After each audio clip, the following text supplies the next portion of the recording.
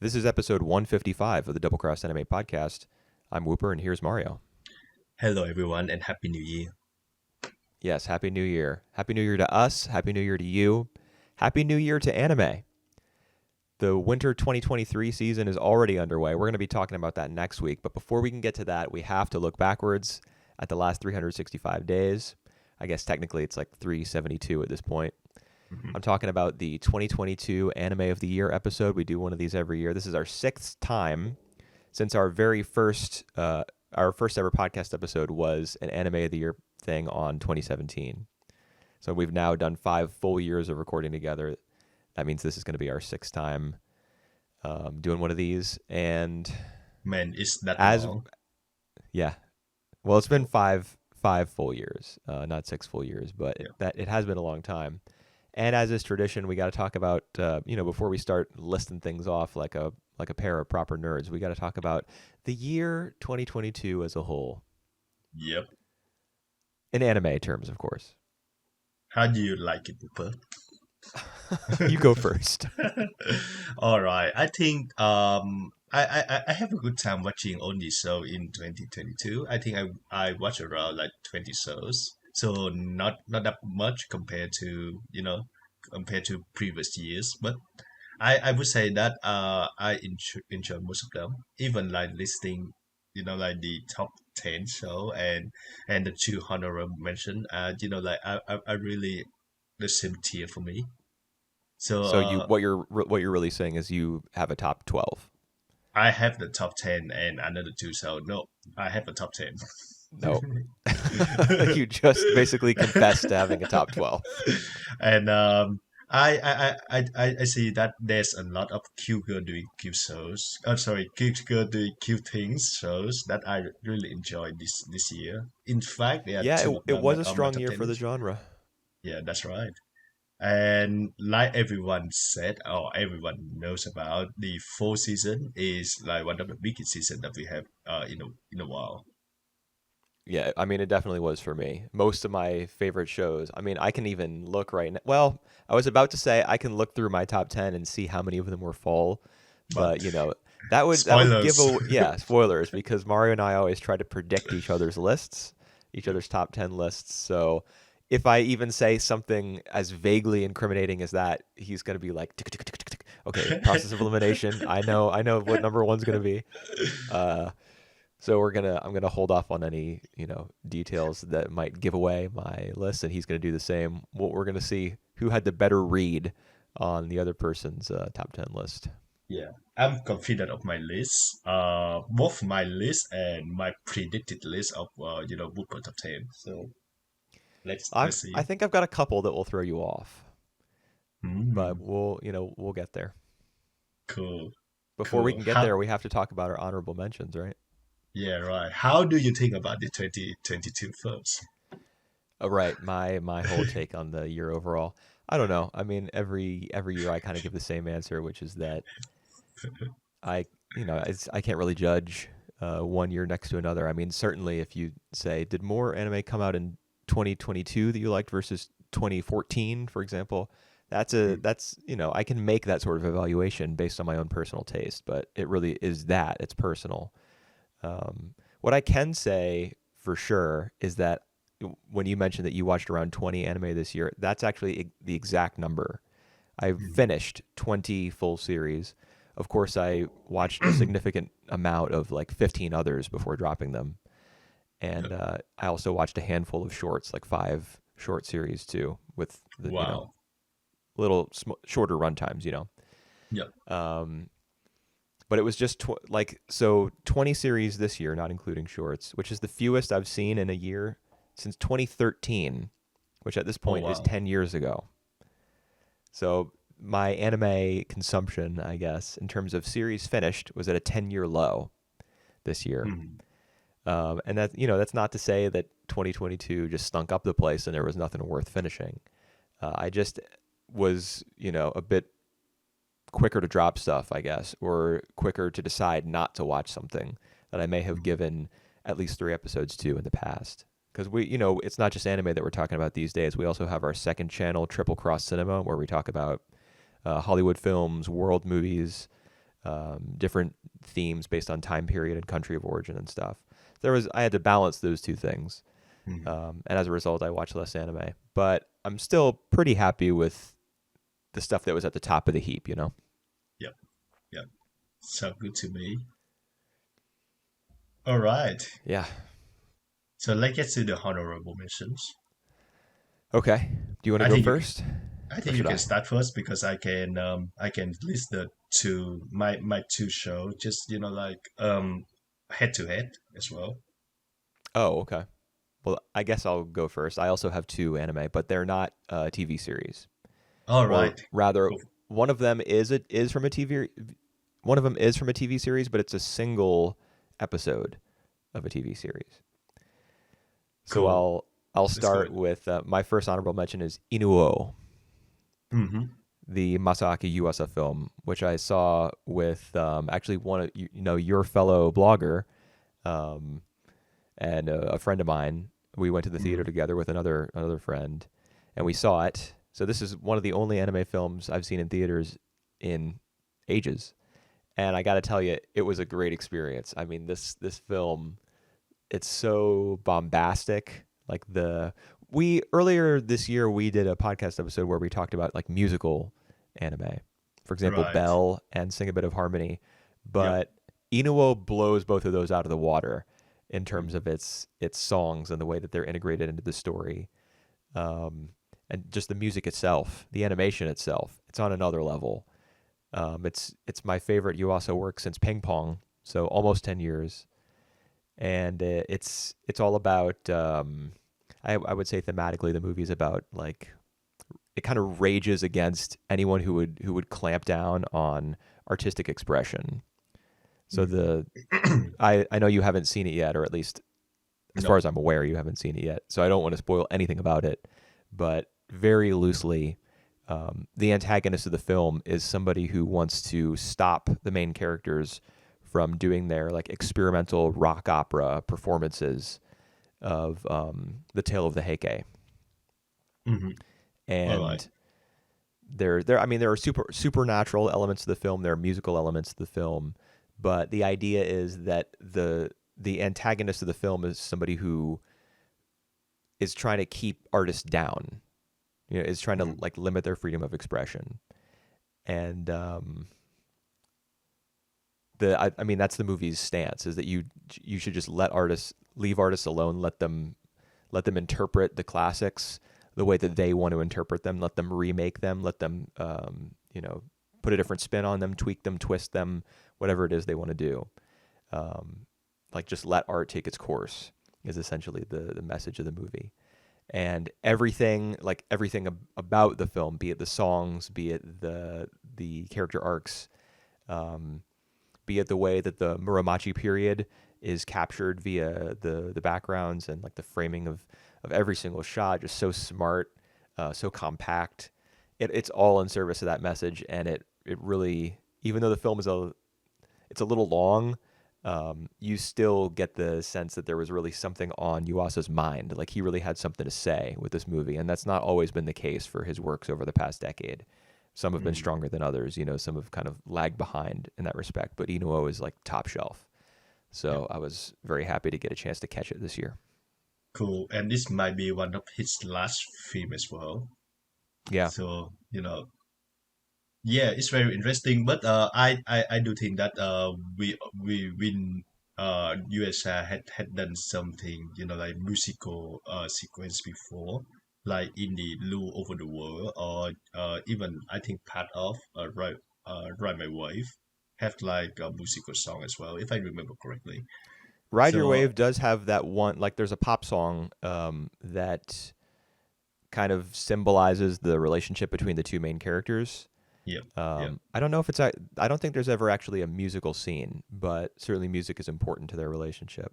The Mhm. Yuasa musical that I'm thinking of is the Guerrilla Theater scene from The Night is Short, Walk on Girl, Oh, right. Yeah, yeah, that's one as well. So where the yeah, main character comes down to that little stage on like a zip line or something. yep, yep. Yeah, that was a great sequence. So you knew just based on that film and other works of his in the past that have featured music that he had it in him to make Mhm. something like this, and he delivered here. Cool, cool.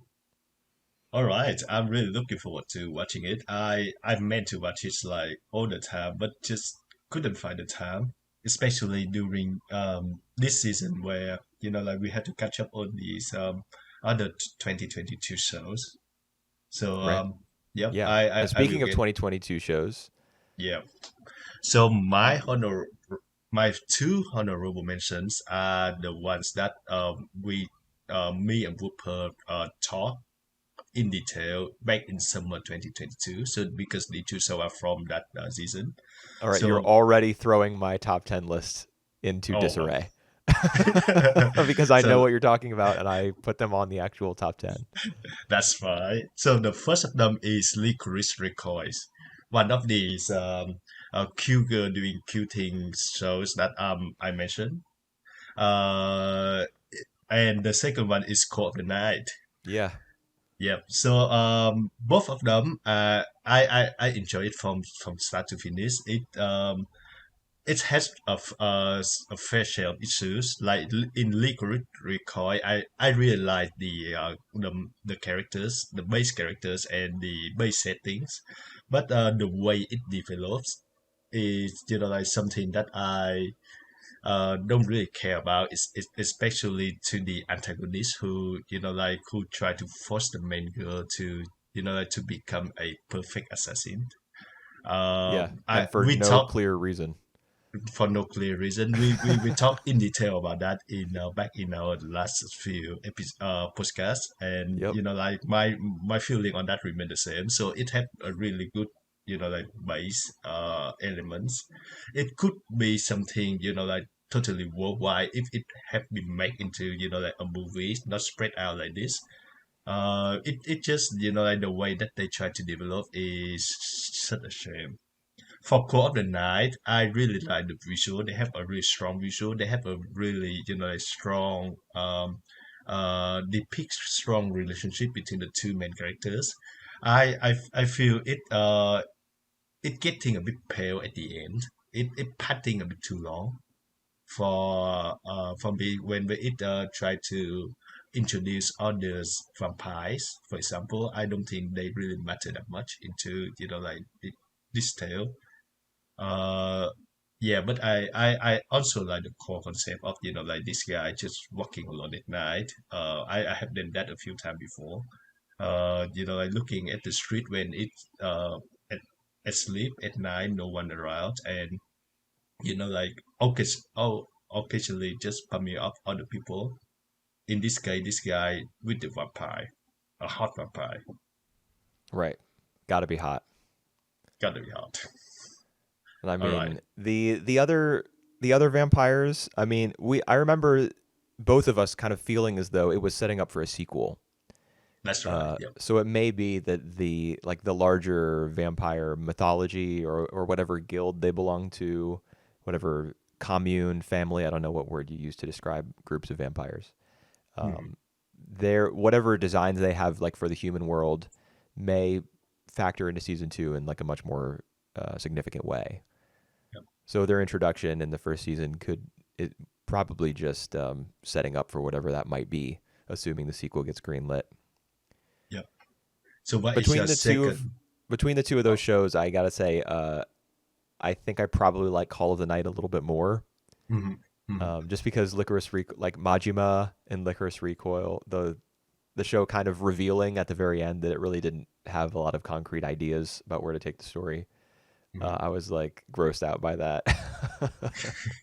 Gross uh, out. All right. yeah, Call of the Night a little I uh, kind of one thing flopped a I little less hard, I think. right. One thing that I really enjoy about Licorice Recoil is that it actually feature a queer characters. Like they actually show that he in a relationship with another man. Right, Some you're talking about Chisato's two fathers, essentially.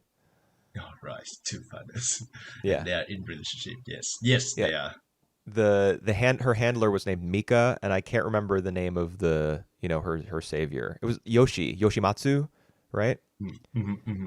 Yeah, and then the green afro guy was Majima. Um, Yeah, yeah, that whole thing. It was. I mean, at least Lycoris Recoil was an original series. You got to give it some props for that because original I agree. anime pretty rare. They always have been, but feels like even more rare these days, just because so much anime is being made now, and the number of original series I don't think has increased at the same rate as the overall like massive production. And the production values for these two are actually pretty good. They are above average for sure. Yeah, that's true. So yes, All right, my second honorable mention, I guess I'll get to. yep. It is specifically episode 7 of the miniseries Modern Love Tokyo.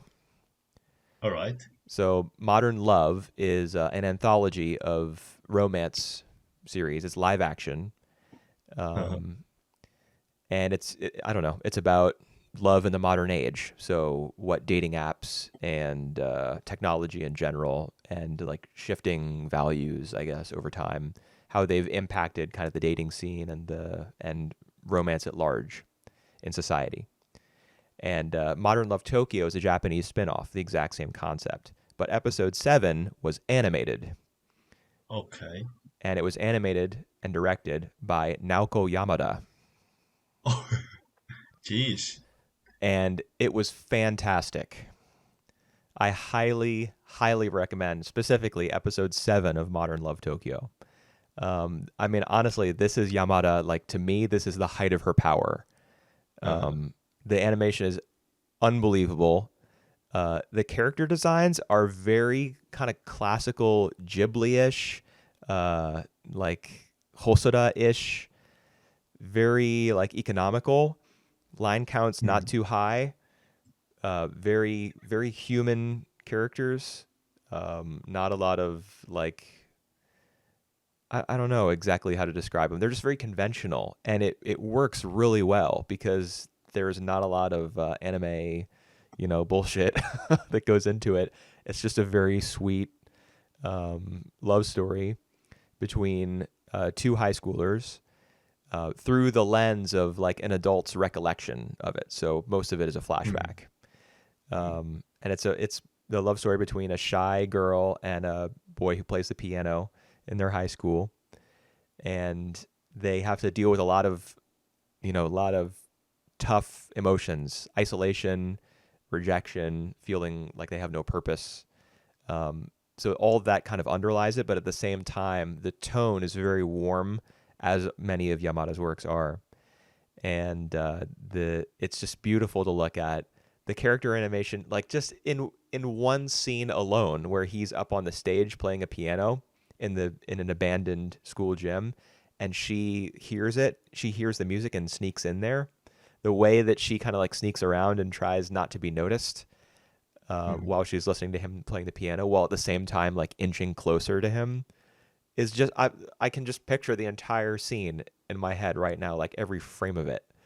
Um, it's I don't know anything about the production of it because details about it are very scant. It's not on anime databases because it's part of a live action anthology. But so I don't know what the staff was like for this, but it must have been killer. Like I have to imagine that she got some super veteran like Ghibli tier animators um, to work on this somehow because it looks godlike.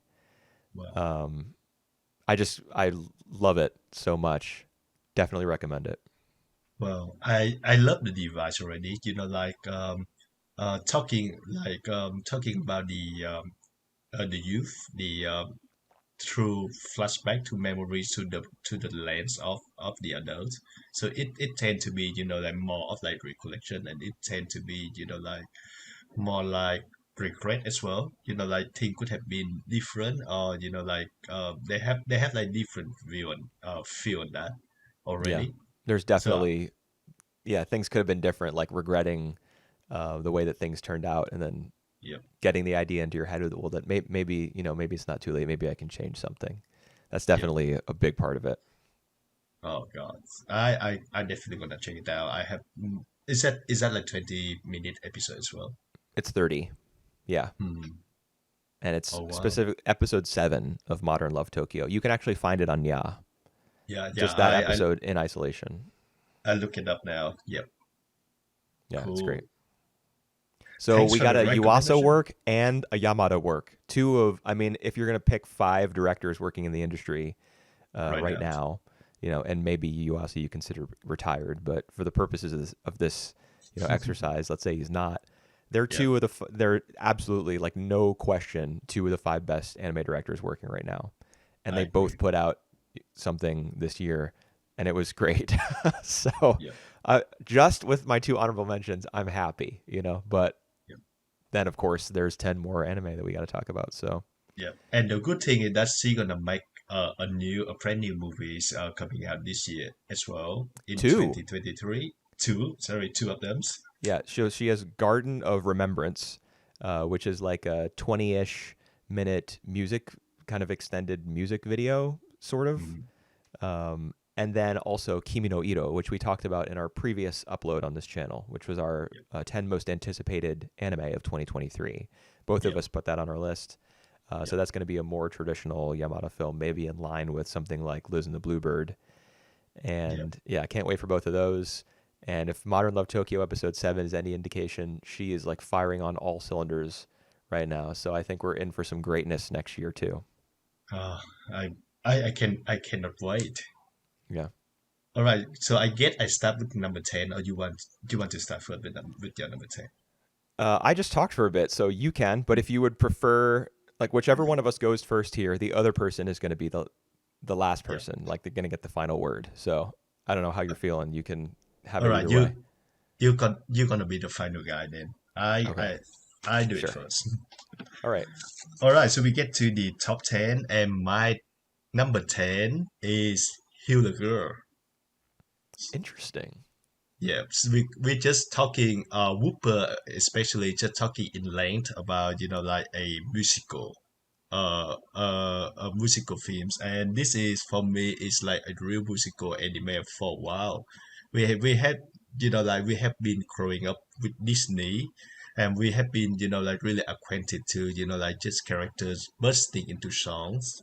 And this one is more Heal the Girl more than any other shows. Are the one that uh resemble of that feeling of like just enjoying characters singing the song, and like kind of talking each other through like through tone to songs.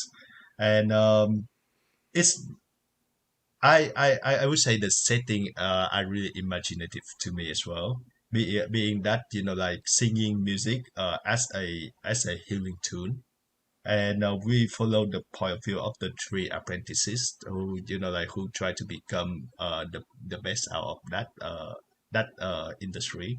I really enjoyed the interaction between the girls. I found the songs are memorable, listenable, and like they tried something different on singing in this song as well. So at the end of the day, yeah, it's one of the show that I wholeheartedly recommend it. Wow. I missed this completely when I was thinking about series you might have, Yeah, enjoyed most well, this year.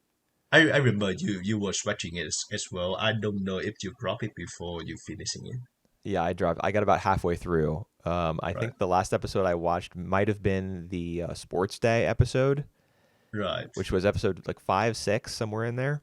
Yep, yep, yep, yep, And I just got kind of tired of it, yep. even though Oh, I was very intrigued at the start. The yep. concept was interesting, and the fact that it was a musical was interesting. I But I yeah, remember huh? that. Yep. I remember that as well. I remember you said that you dropped it somewhere, like during episode 5 or 6. And when I get to 5 6, and I feel like I still really enjoy it. So I know that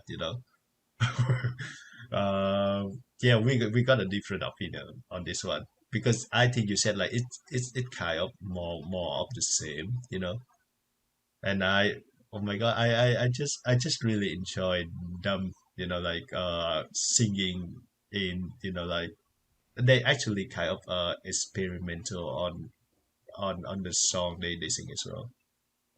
Experimental, like how? Like in Uh, terms of genre, or in terms of genre, yes. in terms of how they set up into that song as well. Like they could just talk normally, and then they just start singing, humming into the tune. I really like that. Huh.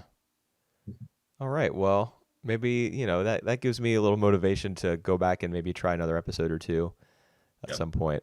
I've already got a huge list of stuff I want to watch next year. that's Just true. in general, not stuff that's coming out next year, but other series that I want to give a try. But yeah, I mean, I can always Come, just pick it back up. I mean, I still have a pretty strong memory of what the characters are like and what the premise is and everything, so I can just jump back in yeah. if I want to try it out. Mhm. Interesting pick. All right. What is your number 10 then? Made in Abyss season 2. Yay! Yeah. I got that So right. this Yep. season not as strong as the first one for me, just because as we were talking about when we discussed this show back at the end of summer 2022, it doesn't have the finale of Nanachi and Mitty, and Mhm. the just how unbelievably like emotional that is. It doesn't have something like that to tie it together, but it does have the two flashback episodes to Irumui Mhm. and Wazukyan and the whole like the the explorers who came from another place, sailed across the sea and came to this big old pit in the ground. Their whole tribe, like the what Wazukyan does in order to ensure their survival, uh, that's like the centerpiece of the season for me. And I haven't stopped thinking about it since then. Like every once in a while, if I'm thinking about the year in anime, just on the whole, like that will flash into my mind. Mhm. It's kind of a shame because a lot of the elements surrounding it in this season are like kind of gross. There's characters getting diarrhea and we're hearing like the sounds of them pooping Mhm. and stuff. And Yep. Yep. the show got it got more perverted in season 2, and I Yep. don't really necessarily appreciate that. But I just can't deny the strength of the storytelling when it comes to the some of the decisions that the characters made, in order, like they had to throw away decency and humanity. They had to trade that for survival. Wazukyan does it, um, and the resentment that builds in Irumui is Mhm. born in Faputa, her daughter, Yep. uh, who goes on that rampage through her body, because I mean that's another thing about the show is it is so unbelievably creative. Like there are no boundaries. Like logic doesn't even matter. They will take a humanoid character and deform her to the point that she becomes like a gigantic hollow tree trunk where an entire group of people live for hundreds of years afterwards. And the fact that they're able to connect that sort of thing thematically to every other event and character arc that take place during the season is wild to me. Like you can at the end of these 12 episodes, you can look back and be like, oh yeah, it makes sense that she turned into a huge cylinder and a bunch of people were like living inside her, and there were a bunch of shadow tendrils representing her unborn children.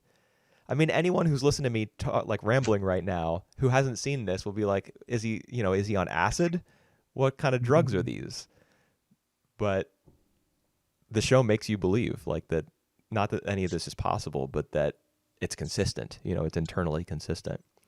It's just a really interesting playground for a lot of the I don't know, questions about like how far you can and should go to ensure your survival and the survival of the people that you're responsible for.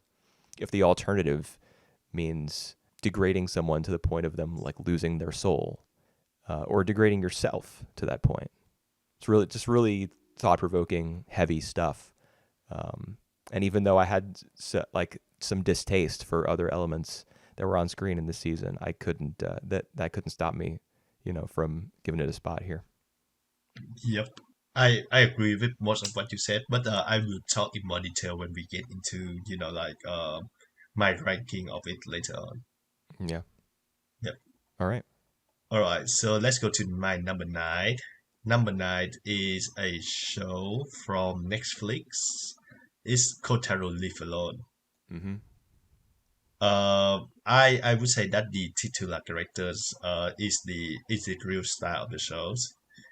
We have him, like trying to act like an adult, but we on learn later on that it because of what he experienced, like as a child, and it it is one of the show that can be both depressing and funny at the same times. The way that we see, like Kotaro completely act too adult to like to manner more than his age, and the way that like it also really have a simple structure of like Kotaro doing something that like others cannot figure out what's going on, and then they start to learn, and we see like how mistreatment it's not a mistreatment, but how like scarred by his experience before. So like it's really something that touching, and like it's one of these show that like I can watch on end to end, that really gave me the feel. Yeah. It is a pretty emotional series because it's actually pretty it's kind of amazing that the show Yeah, works as well as it does because it's a comedy, that's but at the true. same time, it's about a kid who, has been neglected by his parents to the point of like endangerment. Um, so it's a pretty narrow tightrope that the series has to walk. Mhm. Um, and it's remarkable, I think, Yeah. that it does it without. I have to imagine like a lot of the audience for that show probably didn't think about how strange it was that that a series that is largely humorous was also going to that kind of place. Yep, yep, yep. That's true. So like I said, it can be depressing at times. Yeah, but it's good. Yep, yep. It's good to be depressed. It's a good depression. Yeah, yeah. Well, it is because it lifts you out of it. You know, Mhm. I don't think there's ever an episode that ends with you feeling down. Um, That's actually true. Yeah, yeah. That actually the one that I haven't mentioned before. Even it depressing at time, it can feel uplifting at time as well, because it's not about he experience any trauma, about Kotaro experience traumatic events, but it's more about like uh, he learned to like overcome this by like by the help of the adults around him, now that like they are really care about him, not like his parents. yeah, he learns to trust the other um, residents of the apartment complex where he lives. Yeah, He that's right. gets he gets to know them, and they get to know him. And even though it really doesn't make any sense that a 4-year-old would be living alone in an apartment, next Yeah, to underemployed mangaka and a girl who works at like a hostess club or something, yeah, and a yeah, yakuza.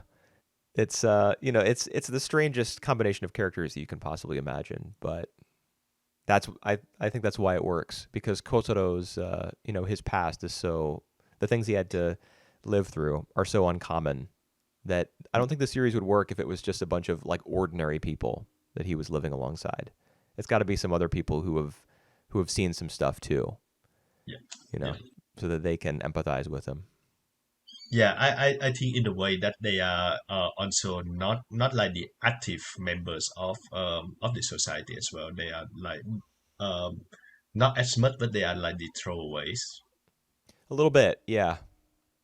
The Yeah, the the other main character, Shin, I guess was his name, the one who the manga artist who's always wearing the gray tracksuit.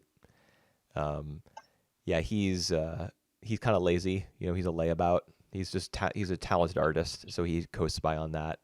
Then there's Mizuki, who is I don't know if you would call being a hostess at a club like being a sex worker, but there's it's It somewhere on that spectrum. yeah, And I'm it sure that in her life, a lot of people have looked down on her for that, but she, is able to find purpose and she's able to find purpose in that. And of course, the yeah, Yakuza guy. it Uh, not really remember like the Akira Akira the sister in Match commits like a lion. I think she's the hostess as well. yeah, she is. Yes, I don't think it's like it's like hook or anything. No, it's not straight up sex work, but Yeah, like you said, they're kind of on the fringes. yep, yep, All yep. the people That's right. who live alongside him, Mhm. and like I said, I think that's why the show is successful. Yep. It wouldn't be a lot of fun to watch normal people interact with Kotaro because they'd be like, "Why is this kid talking like a 13th century feudal lord?" And they Mhm. wouldn't want to have anything more to do with him because they'd kind of be freaked out. That's true. All right. What's your number nine, Cooper? It is Wan Sheng Jie season 3. All right. So this is All Saints Street. That's the English translation of it. It's a Chinese anime. It Wow. started receiving a Japanese dub this year. So I went back and I watched the Chinese version. The first season came out in 2020, and then the next one, I think the year after that, and so the third season came out this year. Um, and I enjoy it quite a bit. It's a short, so each episode's like 5 minutes long, Hmm. and it's clear that whatever the source material is, what do you call manga in Chinese? Is it manhua or Mang Manhua. donghua? I Yeah, think it's Manhua. manhua. Whatever Yep. manhwa it's adapted from has it's a little bit like a yonkoma because every scene is kind of encapsulates a different little moment in the lives of the characters. So Right. there is a sense of progression to this story, but there's no like overarching plot. It's just a bunch of people hanging out in an apartment building on All Saints Street, hence the name. But the twist is that they're not human beings. They are some of them are human, but some of them are demons. Some of them are angels. One is a zombie. One is like some sort of cat person. Hmm. They're all like mythological creatures, or the majority of them are. And the main character is like he's what do you call him? A satyr, like a kind of a goat type person. He's like an anthropomorphic goat, but he also has like Hmm. the spirit of the devil inside him. So he's like the devil sleeps dormantly within him. All right. And so as a result, he has some pretty amusing interactions with like the holier characters, like angels. His main Mhm. love interest is an angel, even though he himself is the devil Wow. subconsciously. And the reason I love it so much is just that it's very very well made. The animation's very strong. The line work is really thick. It has a very very solid, very pleasing sense of movement to it. The pace of the animation is very quick. So is the humor. So there's like a perfect 1-to-1 match between those two things. Series is very warm-hearted. It's kind of a hangout comedy, and it's just a lot of fun. If I put on an episode of it, I'm pretty much guaranteed to enjoy myself for 5 minutes. And there were also 3 seasons for me to go back and watch this year, which only added to my enjoyment. It wasn't just 12 episodes that I had to feast on in 2022. It was 30. It was actually 36. Yep. A lot of fun. I recommend it for sure. It takes almost none of your time to catch up on. It's great. And you can Yeah. also choose between the Chinese dub and the Japanese dub. And there's English subtitles for both. Hmm. That is a really good recommendation, actually. I had never heard of Wan Sheng Jie before. And It's from the way I found out about it is it's made by the same studio that did what was that anime film like in 2019 or something that I the all The right. Legend of Yeah. Hiei. Yeah. Yeah. That's right. Yeah, it's from the same studio. That's how I discovered it. Hmm. Hmm. Very interesting. Cool. Yeah, there you go. All right. What's your number 8? All right, my number eight is I consider this one of my most controversial picks. Okay. This is Ruby Ice Queendom. I, I I'm I'm blown away by your list so far. All right, yeah. All right, I can see that this version of Ruby. So we have like the original Ruby back in 2013 by the American production, Rooster Teeth, and this is like a sort of a spin-off. It's not really a spin-off. It's like the Isn't it a retelling? retelling of Ruby, but it still fit with the main series. So the production is pretty is wildly uneven. So it's had a lot of issues, but uh the entire arc is within a dream space, so it stole the development quite a bit. But there are some really good aspect out of this version of Ruby as well. Like it focus on the chemistry between the main characters. So at the end of it, I already can tell the relationship between like Wise, Ruby, Young, and others pretty well. And secondly, it's expand the world and the characters. We already see a lot of like the supporting cast that gonna be like relevant more in the future. So I can say that this is a really good setup for more to come. And it doesn't really try to it converts well to the main series. So like this gonna be like just a start of like the whole franchise. I'm down to it. Well, you say it sets up well for more to come, but is there going to be more? Has there been any sort of announcement about Ruby Ice There Queendom 2 or Ruby Fire Queendom or whatever, whatever the sequel would be? yeah Ruby Ice there Kingdom? there isn't at the moment, but I really hope that they get more of it. But based on like the normal reception, like it received really negative like reaction from others. I doubt it. I really hope that it's going to be the case though. Interesting. Wow. I mean, I yeah. love I the mean, characters, man. very, very based list so far. Just don't care what anybody else thinks. Just put your favorite Well, stuff on there. I mean, exactly the way it should be. That's yep. crazy. Okay, so healer girl, you bringing that up? I was intrigued. I'm like, maybe I'll go back Yep. and check it out. Ruby Ice Yep. Queendom, there is no chance. All right. No chance I'll go back and look at more of that. Um, You only watch like two episodes, right? I You think can. I think it was two, yeah. Yep. But I remember, kind of liking the first one. I was unfamiliar with Ruby in general. I remember Mhm. liking the first one, and then I watched the second one, and I was like, oh no, this is this is not it for me. Right. So yeah, healer girl maybe though. Okay, Ruby Ice Queendom. Hmm. All right. Surprise, surprise. Yeah. Okay. Should I go on to my number 8? Yep. Let's do it. Okay, that would be Pop Team Epic Season 2. Hmm. So this is in one sense, it's a little bit stranger than the first season because, like, for example, do you remember Hell Shake Yano, the flip book scene from Yep. season 1? Yep. In Yep. Yep. season 2, they devote an entire episode to Hell Shake Yano.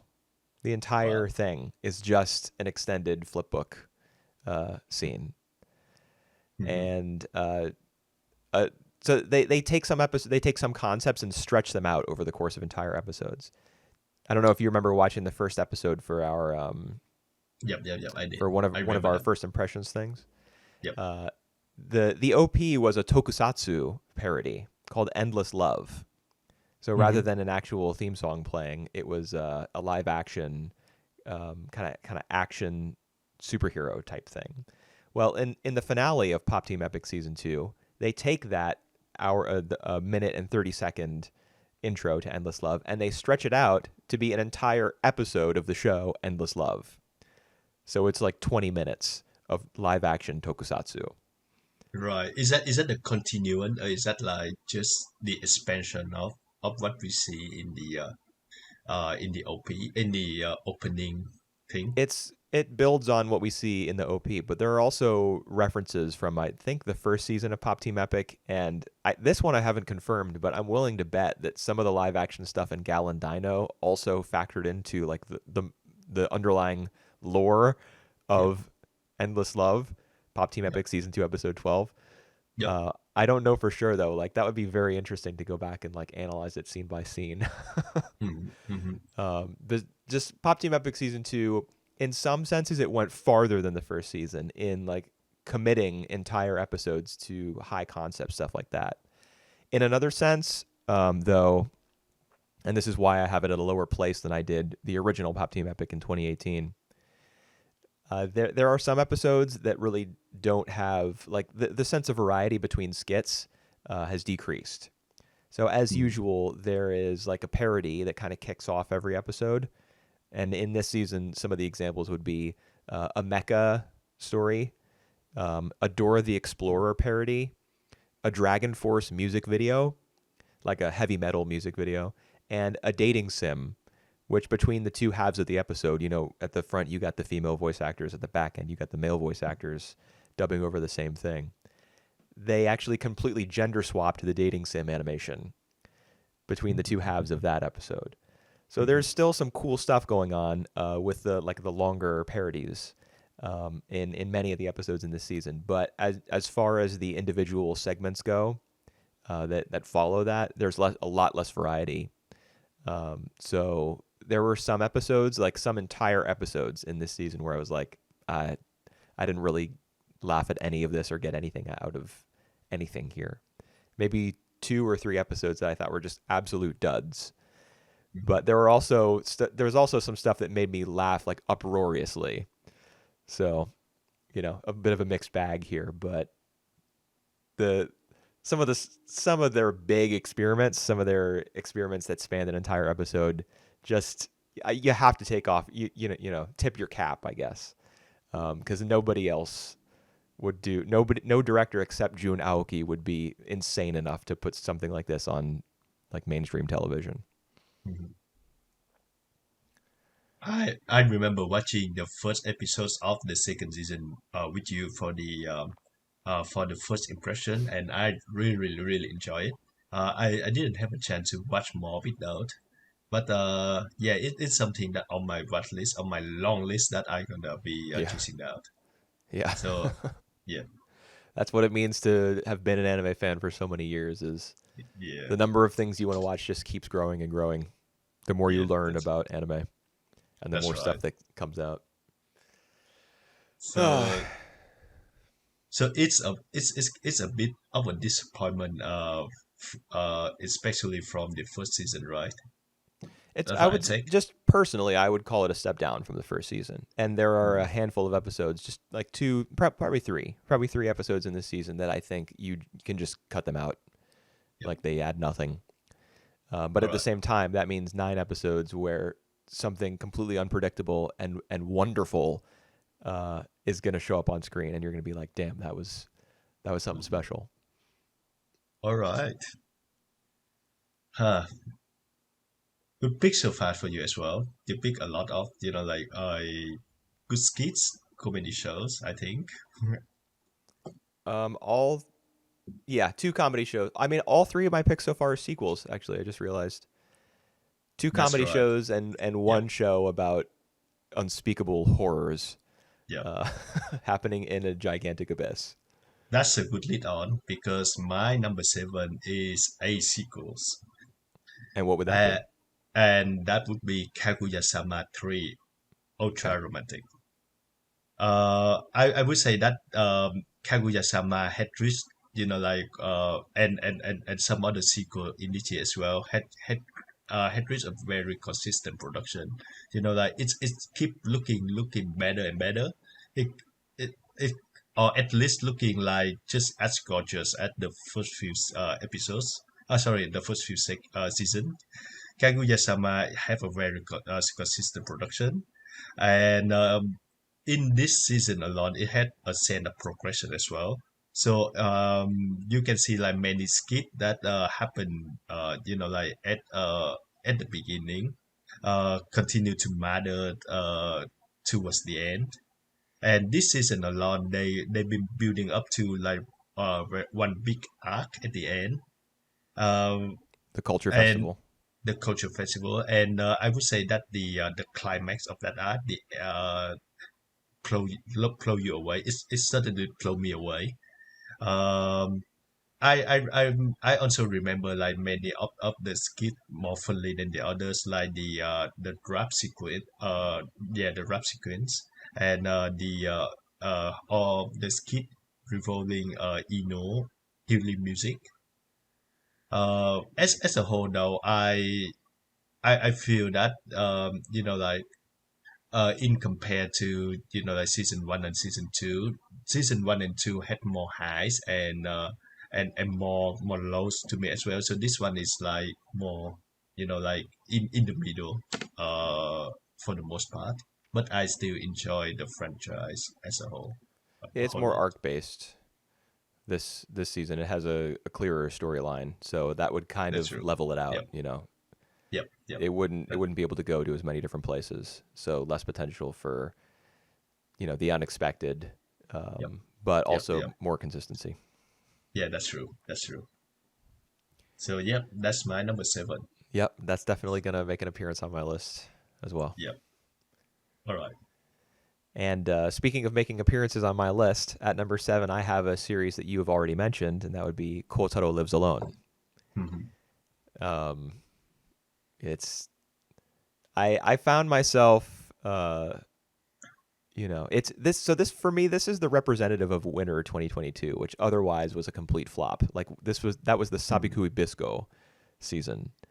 Yep. Kotaro Lives Alone was like the shining gem, basically. And at the time, I just thought, well, it's kind of like the King of Shit Mountain. There's a bunch of crappy series around it, and I like Yep. how great can it really be? It didn't have to work too hard to be number one here. Yep. But I thought about it, and as we mentioned earlier, it is a pretty tough balancing act that it has to perform in order to go Mhm. to the sad and sometimes depressing places that it goes, but then also to achieve the level of deadpan humor that it does too, and some of the emotionality as well. The bonds that Kotaro forms, especially with Shin, are very special, I think, because he is an entirely self-interested character at the start. In fact, Mhm. earlier today, I was making my bed, like I had washed my sheets and I was putting them back on, and I Yep. threw on the first episode of Kotaro Lives Alone on Netflix just to have his background noise. So I put on the English dub, and I don't know if the dub is good on the whole or not, but it was pretty good in like the 10 or so minutes that I heard. The Mm. very first scene of Kotaro Lives Alone is him going to the convenience store to get tissues.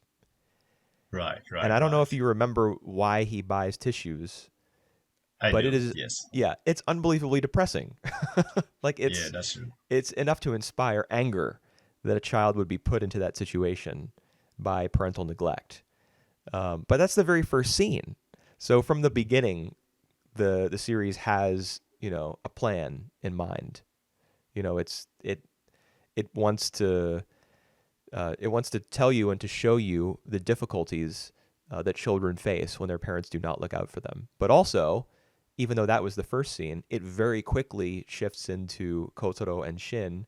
Shin becoming a caretaker, at first against his will, but even by the end of the first episode, or even midway through, he's like, this it's really not so bad. Like there are worse ways I could be spending my time. Not so bad to hang out with this kid and see what's up with him. It's just like you know the very tricky to write something like this, I think. And so even though this show was a minor hit, even among anime fans who typically watch like more shonen stuff, I think this series still got some shine even among that crowd. Um, it's still like undervalued and underpraised. I think just strictly for the skill the skill on display in terms of the writing. I think makes it something special. Also, the ED, one of my favorite EDs of the year.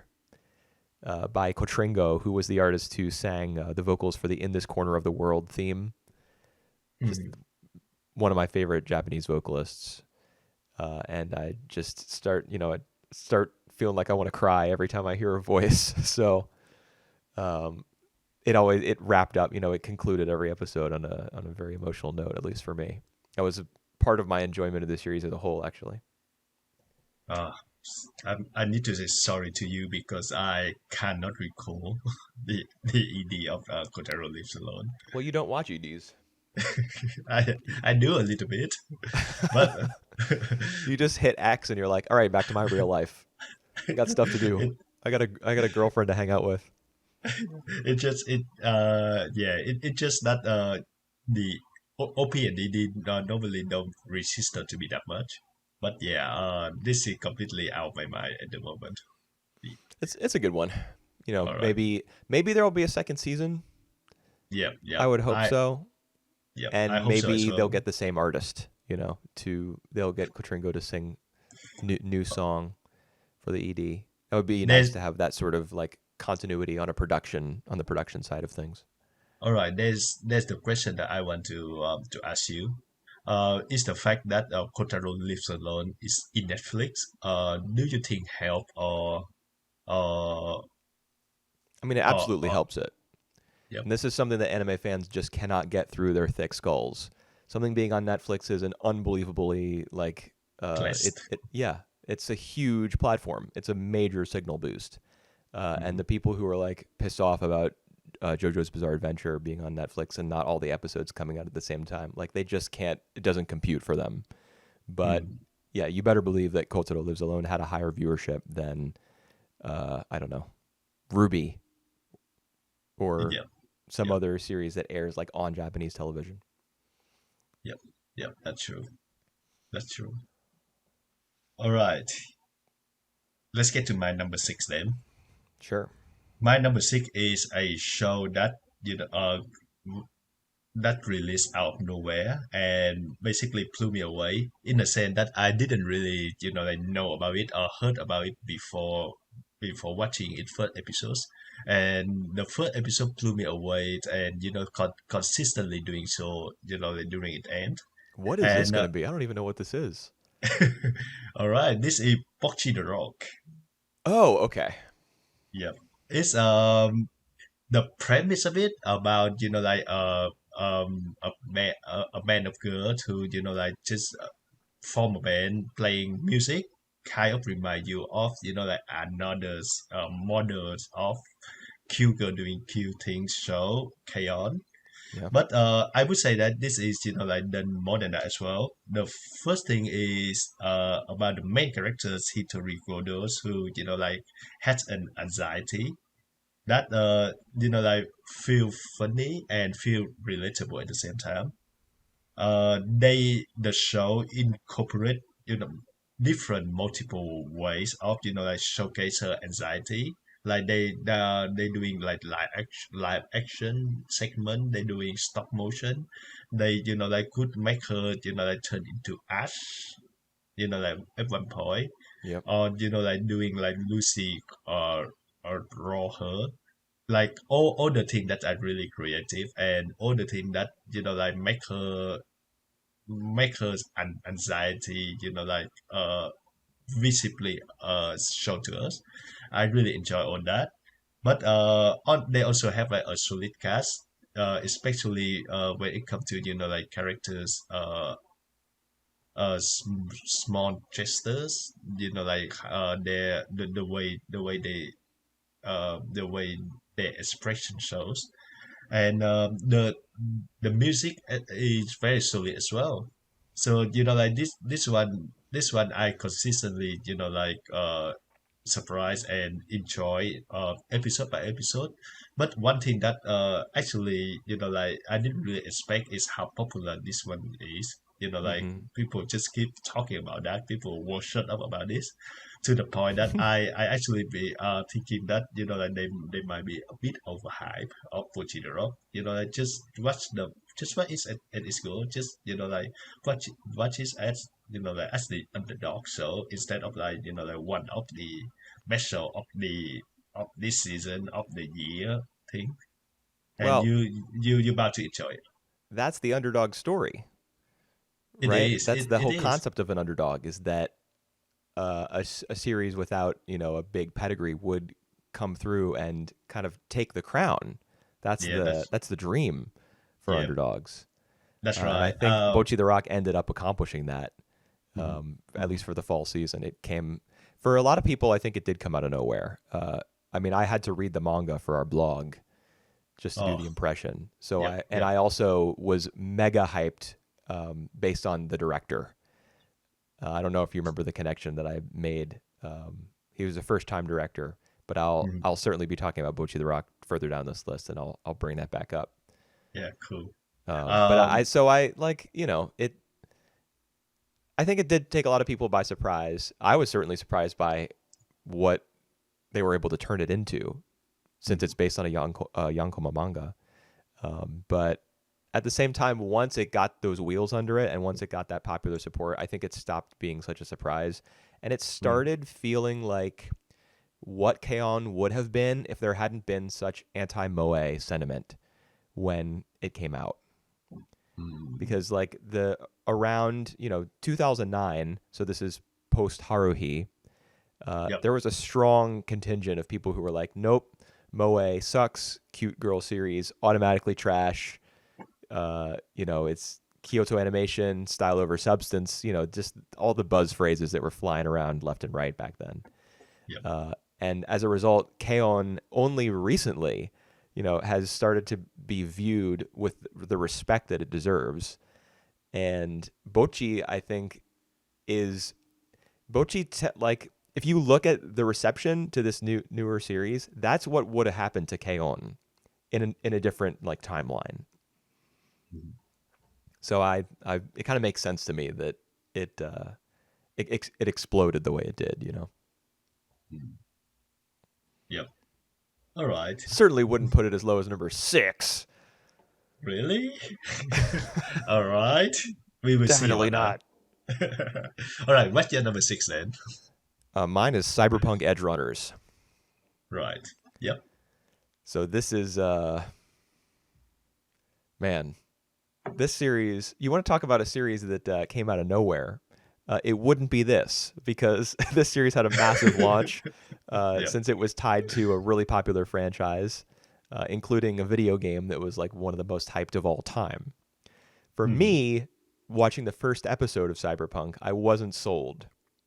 I was like, I don't know if they're going to be able to pull this off because when you're speaking about corporate dystopia uh, and when you're trying to paint the picture of a massive city and a future that is like completely foreign to us on a technological level, you got a lot of work to do. And I wasn't sure after seeing like, the first 25 minutes or so that they were going to be able to accomplish everything they needed to accomplish to make the series resonate. But I was completely wrong as early as episode 2 when David meets Lucy and she's like a sexy older woman who teaches him how to do crime. I was like, I'm in. Yes. Not only that, but then she takes him back to her place and shows him like the VR. They get hooked up to the VR machine. They go on the moon, and then there's the cliffhanger ending where like her gang comes by her apartment and is like, Yep. "Get your hands in the air!" I was like, "Oh Yep. my god, I'm on an extreme thrill ride right now." Um, it just ended up really impressing me, especially I would say episodes 2 through 6. Mhm. Mhm. And of those, especially episode 6, that's the one that was Yep. storyboarded by Kai Ikarashi, who also did Gridman and Dynazenon's Dream Yep. episodes. Yep. Yep. Yep. Um, what he did with like Maine going cyber psycho and kind of exploring the interior of his mind as like a wasteland, kind of on the border between civilization and the desert. Um, and like when Dorio was gonna die, uh, because she had like sacrificed her life to try to save him.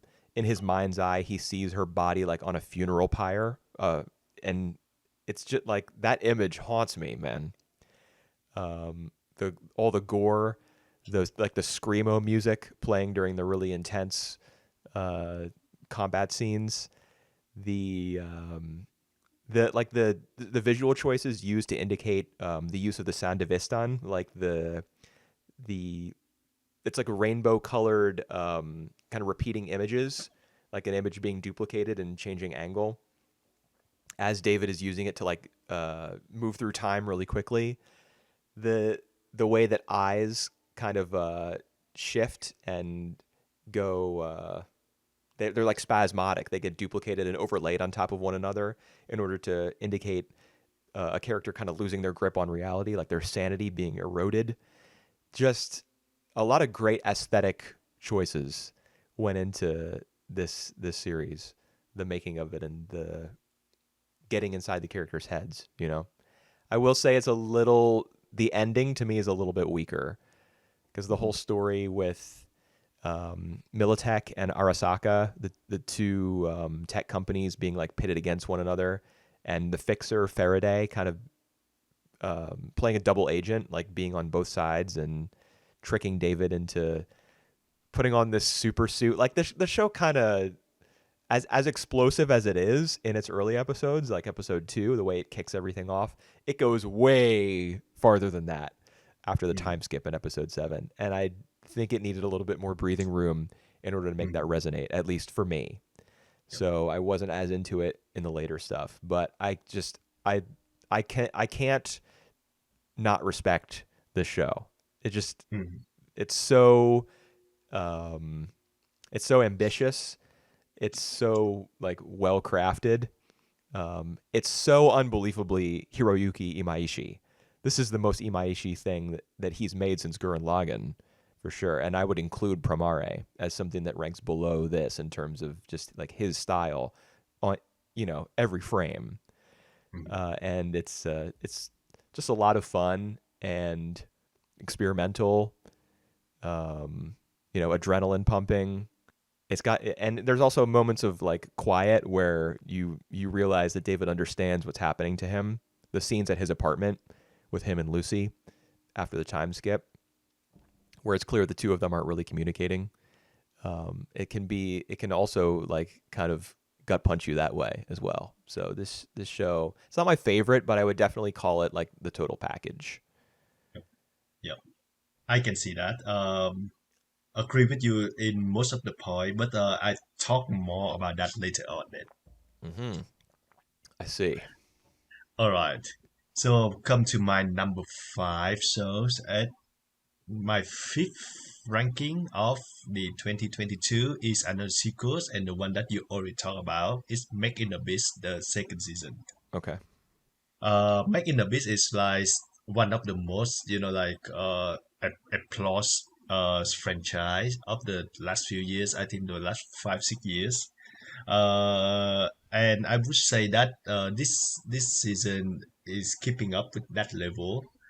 Albeit not one of my favorite season. I think I prefer season one and the movie more than the second season. Um, Part of that is because for the new layers they have like their own set of rules, and sometimes it just like beyond me, like how uh, um the law, the rules of that. But like we already discussed in the last few postcard, that it's the flashback of Irumius that like really is heart wrenching and really memorable, that like I still keep thinking about it now. So Hmm. like you as well, when we think of like the best moment out of the Make in the Beast, this tend to like pop up in my mind. And the relationship between Faputa, like being born out of like the hatred of the villagers, is really complicated, because she at one point she really hate all the villagers, but at other points she tried to protect them as well, because just it's just complicated that way. And we can see like the reason run through behind her doing this. So yeah, there's a lot going on, and like you said, the three main characters are more of like the bystanders in this arc.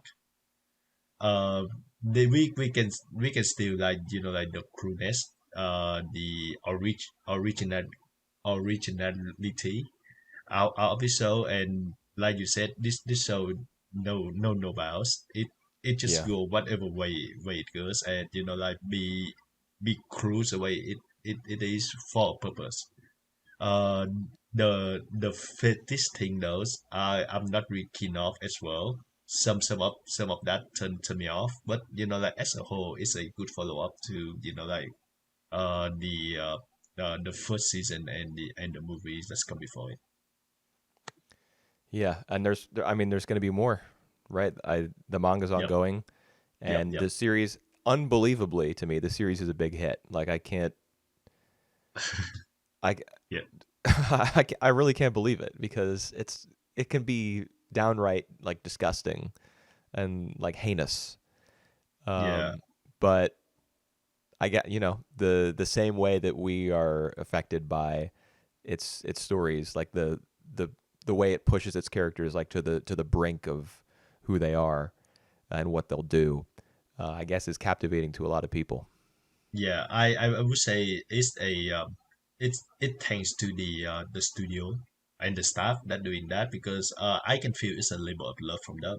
Like every creative sense, every love that like that go through every minute of the show. We can feel that as well. Hmm. Yeah, good pick. Made in Yep, Abyss season 2 with season 3 to come sometime in the future. If I'm still watching anime by then, I will be sure to check it out. yep. That's right. All right. What's your number five? Chainsaw Man. Right. Hmm. This is a show that I appreciated more and more with every week Right. because while I did admire episode 1 a lot on a technical level, um, the there were things about it that I really didn't like, especially in the early episodes. For example, when Denji fights the Leech Devil, there is a complete lack of cohesion between the key animation and the background. Because he's like slip sliding around on a bunch of like intestines and guts, and he's trying to run on the limbs of the leech. And I don't know if you remember watching Jujutsu Kaisen in Mm-hmm. 2020, and there were some scenes where characters would be running on stuff, and it just looks like they're on another plane of reality. Mm-hmm. Looks kind of like they're ice skating, which was a phrase that kind of took off during this season of Chainsaw Man. Like it looks like Denji's ice skating. It doesn't look like he's actually running. um, there were moments like that. There were some musical cues that kind of rubbed me the wrong way. There were some characters like Kobeni, for example, the girl with the short little ponytail who's really nervous about everything and cries a lot.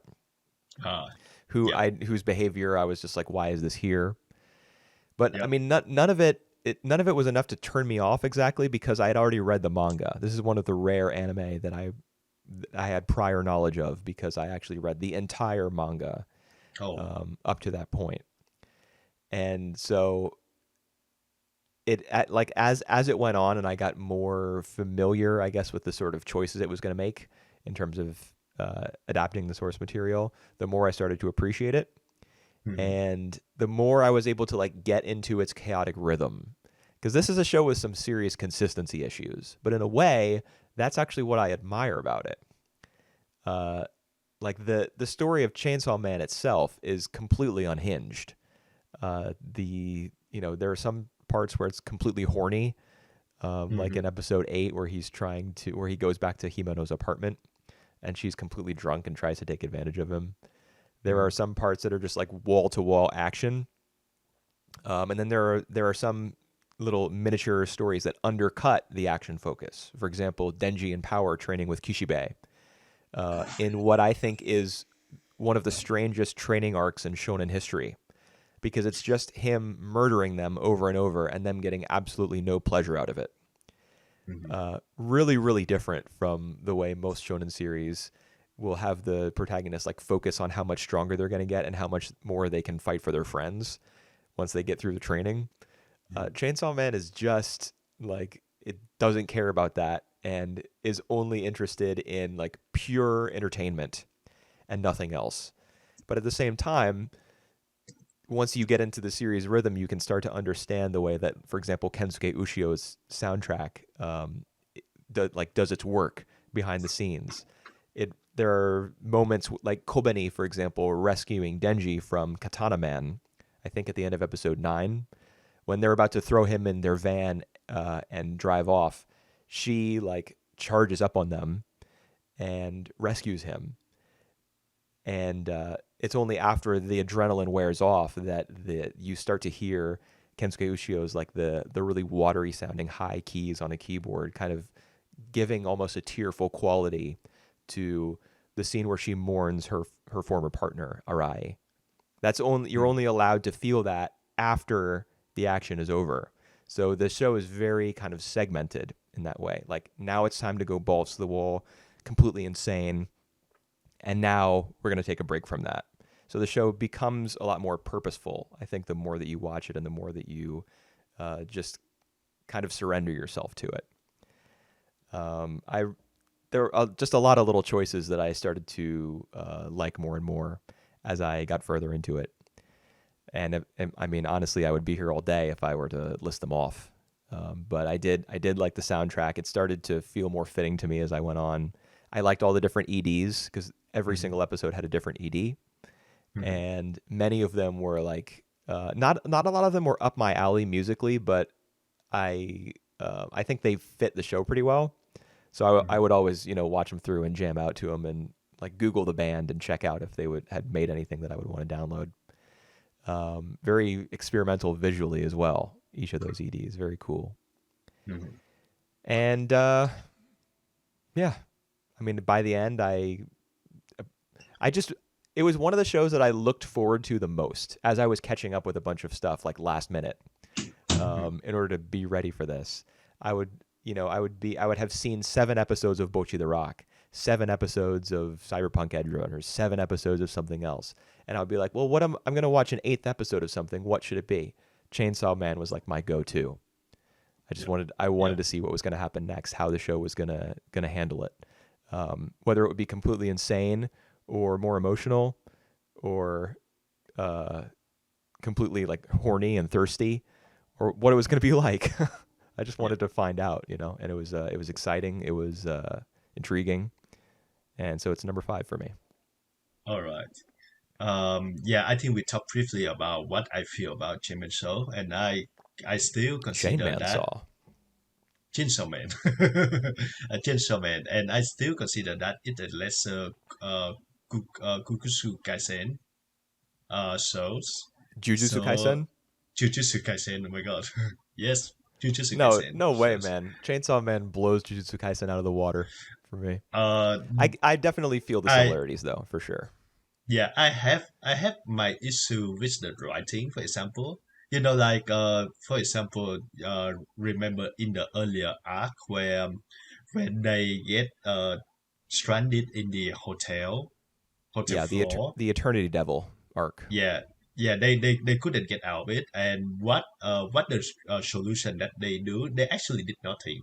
They actually, like Denji just go to sleep. Others, like getting tired, getting, like being suspect of all the others, and what one point try to kill Denji.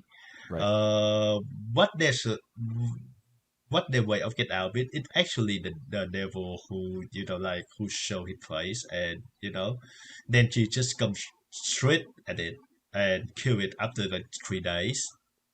So How that's the why solution, did the devil? I can't even remember at this point because it's been a while since I've seen it. But why did the Eternity Devil show its true form? I think it's just because like it's after a few days, and I think the devil is confident that like everyone that losing their will and power to fight against him. So Okay. that's what I remember, because I don't remember why he doing that either. But I certainly don't remember like any of our of the team doing anything related to like the decoding the all the mysterious things. They just being completely clueless from start to finish. Well, there were Uh, plenty of scenes of the characters like going up and down staircases and realizing yeah, they were looping back around and trying to crawl Yeah, through windows and coming back into rooms in which they had just been. So yeah, they yeah, yeah, figured yeah. out quickly that they couldn't leave. They just gave up pretty fast. That's right. That's right. And that doesn't that kind of make sense to you? Like if you can't Uh, even leave a single floor of a building, after yeah, 12 hours, you're probably going to be like, well, I'm just going to chill for a bit. yeah. That what then she did though. He as soon as he know that he's been shocked, he just go to sleep. Yeah. And and uh there's a lot of moment involved too. Like him getting excited off. Like kissing, uh, looking Groping at Power's the boobs. yeah, that's right, Yeah. and all that, and it's not really my cup of tea to say the very least. Yeah. It's very Uh, direct. It's not, sophisticated and refined like the Monogatari e- series. Even like the episode 8, which I really enjoy a lot. There's like the first half section of like he being talking to that girl, Himeno. Himeno, uh nearly got raped by her. And like they're having a morning breakfast like nothing happened. I think that intentional, but is that in the manga? Because Yeah, it I is. heard. All right, because I heard at some sort that it's like the original material, but I was wrong. And then we come out to the horrific like second half, which I actually, in hindsight, I actually really enjoy it. Like I really enjoyed the season that they spent the first half, like doing that, spending more time with Himeno before, like they cutting her off. But yeah, I have a lot of issues with Chainsaw Man, and I one thing I can say though is that it getting better and better. Like the animation, I think is really fluid, and like they try with like many angles. Like episode 8, for example, I think the latter half blew me away. Is episode 8 the one where Aki and Katana Man have their sword fight on the roof of that ramen shop? Yeah, I that remember that. Yeah. definitely an animation highlight of the year for me. That was wild. Um, Yeah. the way that they stagger towards or away from one another after sustaining an injury is like very stylized. Doesn't look it's we're not talking Ghibli animation here, but it it just has a lot of gravity to it. You really feel as though they're exhausted or injured, or that they hate the other person, or that they're trying to get a sense of the other person's movement and timing.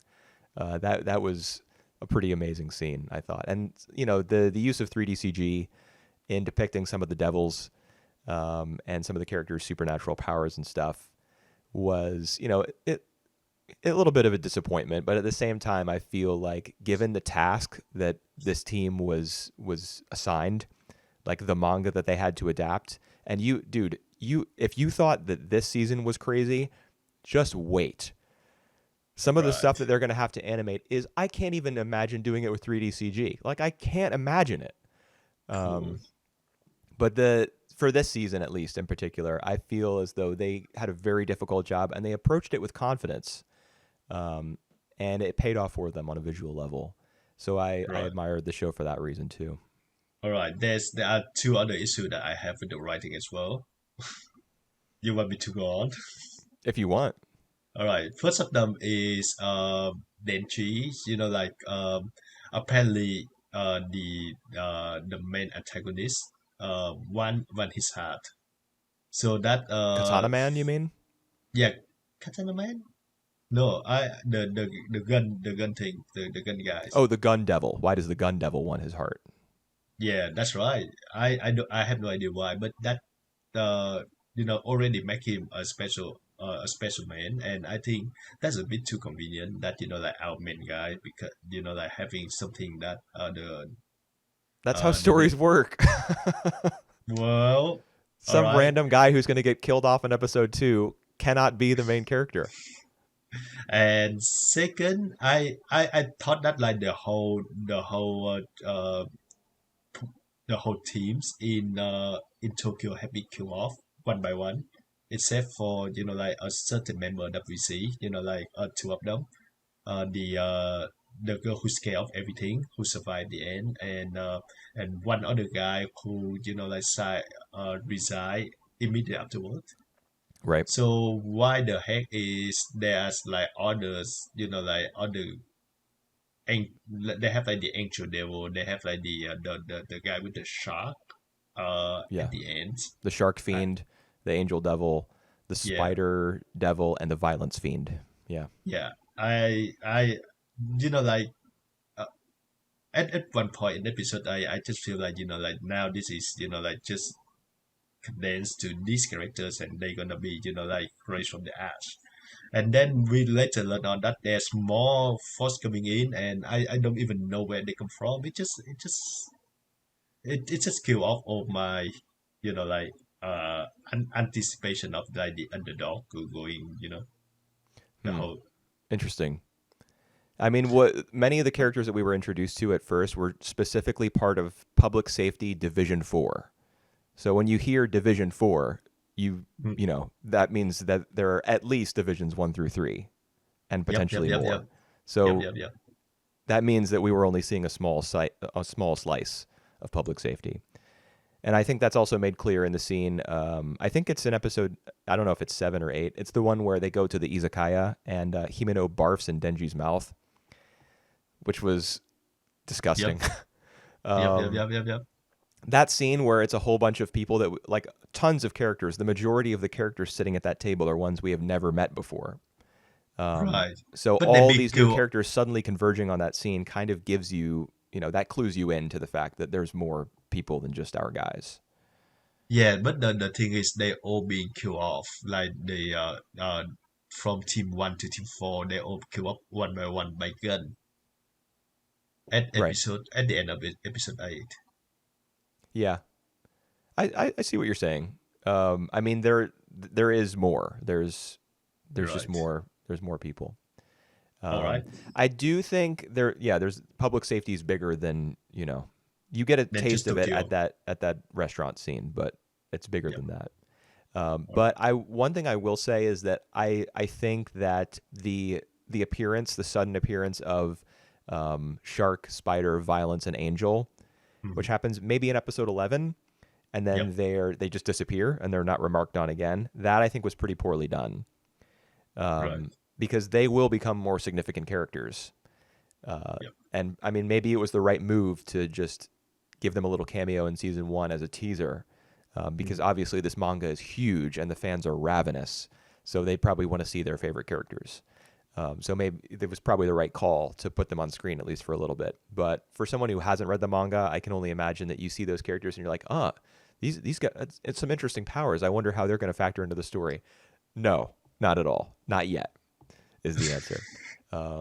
So from an anime only point of view, I would be kind of like having a question mark over my head in terms of who they were or whether they're important. All But right. they, they are. All right. Is the manga finished? Well, I mean, the no is the short answer. The long Right. answer is there was Chainsaw Man Part 1, which was 97 chapters, and then that ended. And now there's Chainsaw Man Part 2. What do you mean by that? So they they just In the same way that there was Naruto and then Naruto Shippuden, right, right. All kind of a right. similar thing. Like there's a bunch of like most of the cast in Chainsaw Man Part 2 is new, but there are Right. some recurring characters. Yep, It's yep, that yep, sort of yep, thing. yep. Understand. All right. All right. Here That was here a long goes one. your number 5. Yep. Yeah. You Oh, want to do number 4? yeah, yeah, yeah. I do that now. All My right. number 4 is Spy and Family. That Right. is a they're two crowd pleasing shows, and it it incorporate between like the spy pack and the family pack, and I would say that this series is lead more in the latter part, the family. So there a lot of heisting ensued. So uh the plot will more sorry, there are a lot of more hygiene, and it's really fun to watch from start to finish, like on the show, especially like with the three characters, Anya, who whose reaction I really adore, and who try to be who try her best to help with without any significant result, of course. um I Well, love she every does single help character. prevent the bomb from going off in the premiere of season 2, right? That Yeah, that's the only thing that she like did right. Other than that, though, it's more she work more as like the comedic characters, which I also like really enjoy. uh like I enjoy all the members of this family, even to your and the addition cast, like the girl who having a crush uh at our main characters is Nightfall. Nightfall. Yeah. She funny. She a great addition, and I it's the show that I can really like just sit back on my sofa and just enjoy, and and just see all the bombastic thing that happen on screen, and to add on that, the production is actually pretty gorgeous as well. Yeah, it's pretty good. I Um, don't I don't think it's gonna be on your top 10 though, so you can just fire yeah, away. it's not. Right, just go with I it. mean, if you take the first season in isolation, yes, it would be there. All right. But Mm-hmm. season 2, no. How I think there was comes? probably only one episode in all of season 2 that I can say that I really enjoyed. Right. And I can't even remember what that is now. Oh, All I right. definitely remember a specific segment in season 2, so I suppose it was from this episode. It's the one where Anya's toy, like her stuffed penguin, All right. Yep. um, Yep. Yep. gets kind of mauled by Bondoman, their dog, The dog. and yeah, and Yor tries to fix it, and she ends up failing miserably, so Lloyd has to do it. Yep. Yep. Yep. Yep. Yep. And then she ends up creating a scenario where the penguin and the dog have to, like, they agree, they form a truce, or they agree to go on a mission together, something like that. That was just very Yep. sweet, very Yep. cute. I kind of got a little bit teary eyed as I was watching that, because it was just so, it reminds me of so much of what I've seen from kids who I've worked with. Yep. Um, I and I I would say that the feeling that I got watching like every episode of this one, like it really sweet. It really like a bit heartwarming as well at times. yeah. Yeah. Yeah, I mean, Anya definitely is the character who will bring that out. But unfortunately, so many of the stories that she's attached to at the academy where she goes just suck hard. For Mm-hmm. example, the kid who was like, "Oh no, my family's going to lose their jobs because we were a part of, the Desmond family's conglomerate, and now they're getting rid of us, or they're buying us out, or something along those lines." Yeah, they were gonna get bought out. And in his mind, he was Mm. like, "Oh no, my family's going to be sleeping on the streets. So this is my last day here at school, and all my friends, please give me lots of gifts, and just like lick my boots. And goodbye, everyone. Farewell. I'll remember you fondly." And then he learns that his dad has not lost his job. In fact, he's gotten a promotion Yep. indirectly as a result of the merger. And he's like, "Oh no!" And it's just so wacky, like Yep. that. Stories like Yep. that one at the school that Anya goes to just make me want to turn off the video. All So right. not for me. I also wasn't a big fan of Twilight, or Nightfall. Excuse me. Oh, all right. Yep. To me, she's like Yuri's female counterpart. Yuri being Yor's brother, Yep. Yep. and I don't know. It's too much for me. I Yeah. The only thing I would say about what we've seen so far, 24 episodes so far, is that like I think like your concern before, it's more in content of like the status quo at the moment, where like nothing really serious happen to the family. and it just more of like the everyday life, how like how small mission they need to accomplish. So I would love so something happen that would break the status quo. I think that's gonna come, but like I hope it's happen more often I mean, than like just keeping this type of format at the moment. yeah, it is very sitcom-y, but between the two of us, I'm the bigger comedy fan, I think is pretty safe to Right. say. Yep. Yep. So, Yep. if the show is leaning more in that direction, I should, I should like it. Yep. I mean, I'm not That's obligated to like it that's or true. anything, but it's it's not just that it's kind of in sitcom mode. It's not that the story isn't moving. That's not what gets me about it. It's just that most of the stories, the little individual stories, which is a format I have no problem with, are not amusing to me. I feel like they just rely entirely on a character having a crush on another character, or a character being kind of an airhead and being kind of stupid, or a character not being good at housework and not being able to cook and stuff. Uh, Mm. not not really into it. Like, Yep. and I'm sure that there are shows, be they anime, live action, whatever, that do rely on those sorts of tropes that characters fall into, and they use them for good comedic purpose, uh, and I would be fine with it. But for whatever reason, Spy Family just not for me. I mean, Mhm. I love, dude. Episode 3 of the first season of Spy Family, where Yor comes over to the house and Lloyd and Anya are like showing her around and being like, "And this is where you're gonna sleep, and this is the kitchen."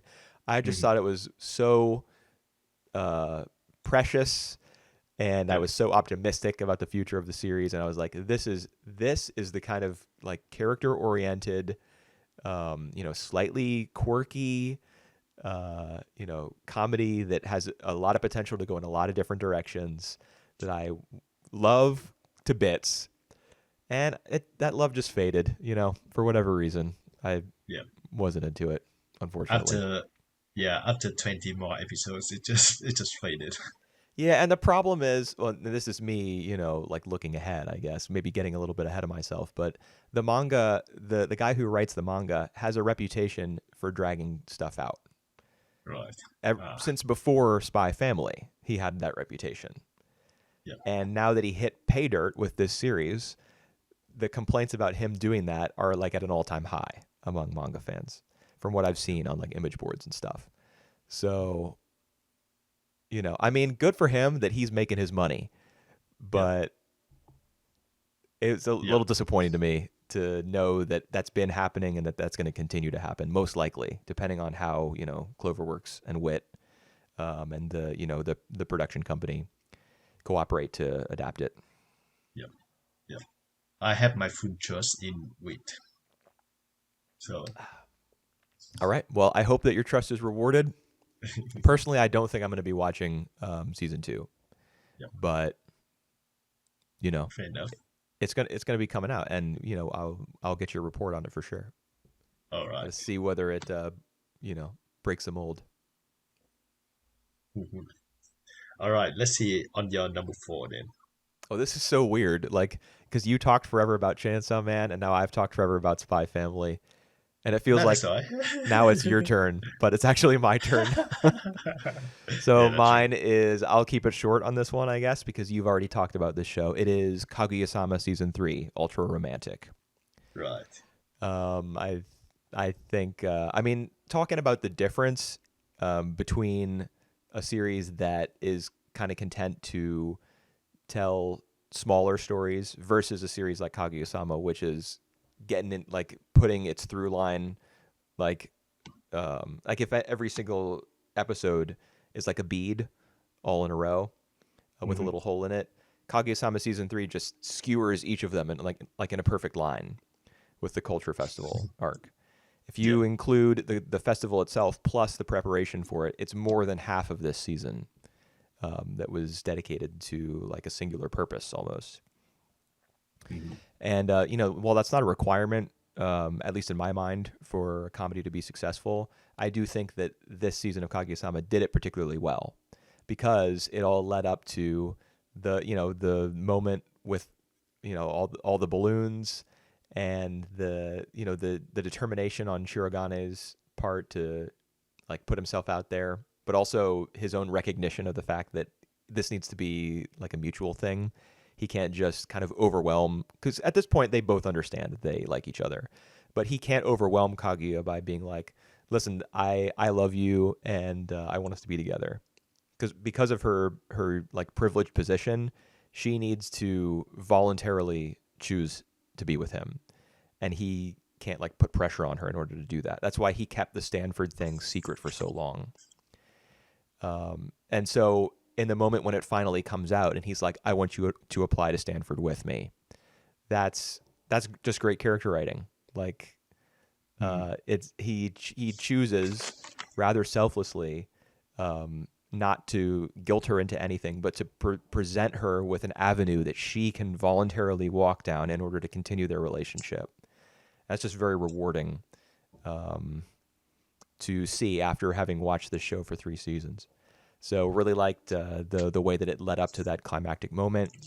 I also like the fact that the show expanded its comedic circle. Mm. Whereas season one, it's just the four members of um, the what am I trying to say right now? The student council who are driving a lot of the individual segments and stories. In season two, you also get Miko or Ino. I guess I should call her Ino. So you get her in there as a fifth member of the student council. You start to see more of, for example, Shirogane's family and some of the other students on the campus. Now in season three, we go even broader because one of the recurring characters from the past seasons is introduced as a member of the Shinomiya branch family. So she's related to Kaguya. We also get Mm. even more of Shirogane's family and one of Chika's little sisters. And we start to introduce even more side characters from like the fringes of the academy where they go to school. For example, the two members of the mass media club who appear in episode 7 and have one of the Yep. best segments, as far as I'm concerned, of all 3 seasons. It's just, it's like, it's great. It just makes me smile the whole time that I was watching it, and every time I think about it. She Uh, interviewed like all of the members, right? Yes. Well, there's two. One of them is like more dedicated to her job, and she interviews a bunch of different members of the student council. The other one is like obsessed with Kaguya herself, Yep. uh, like to the point that it borders on maybe a romantic obsession, and that kind of functions as commentary, I think, on the part of the writer introducing these two characters. Maybe commentary on the fandom that is built up around their own work. So it's just Mm. really there's a lot of creativity in designing these characters who are kind of on the outside of the show's view, like on the periphery, as its roster of main characters expands over time. We get closer and closer to those side characters as well. They start to get drawn in a little bit towards the middle. So I think the show is doing that in a very organic way. Yeah, really Mm. enjoyed this. At all 3 seasons that Kaguya-sama has put out a full length series rather than like an OVA or whatever. And we got the movie coming up too. All 3 years, I think it's probably been like a top 5 show for me, and this year was no different. Yep, I can see that. All right, to my number three, All right, and I where's think top three this is, time? yeah, we are top three at the moment, and this one I suppose this gonna be in Wooper list later on as well. Um, I gonna exit that early though. This is Mob Psycho 100, the third season. Okay.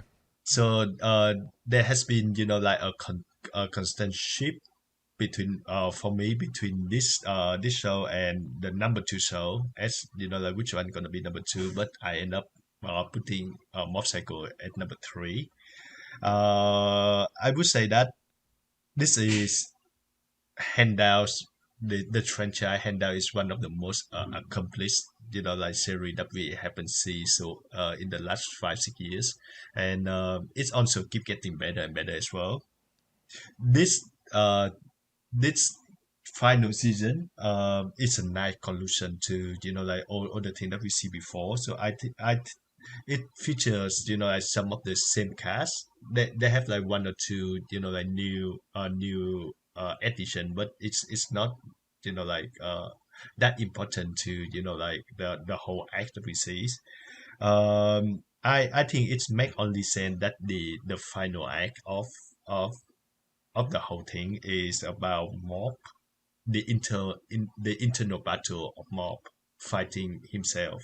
We have seen he like he grow up, he getting more mature, and now he have to fight against himself in like what would be like accepting himself as all part of like of himself.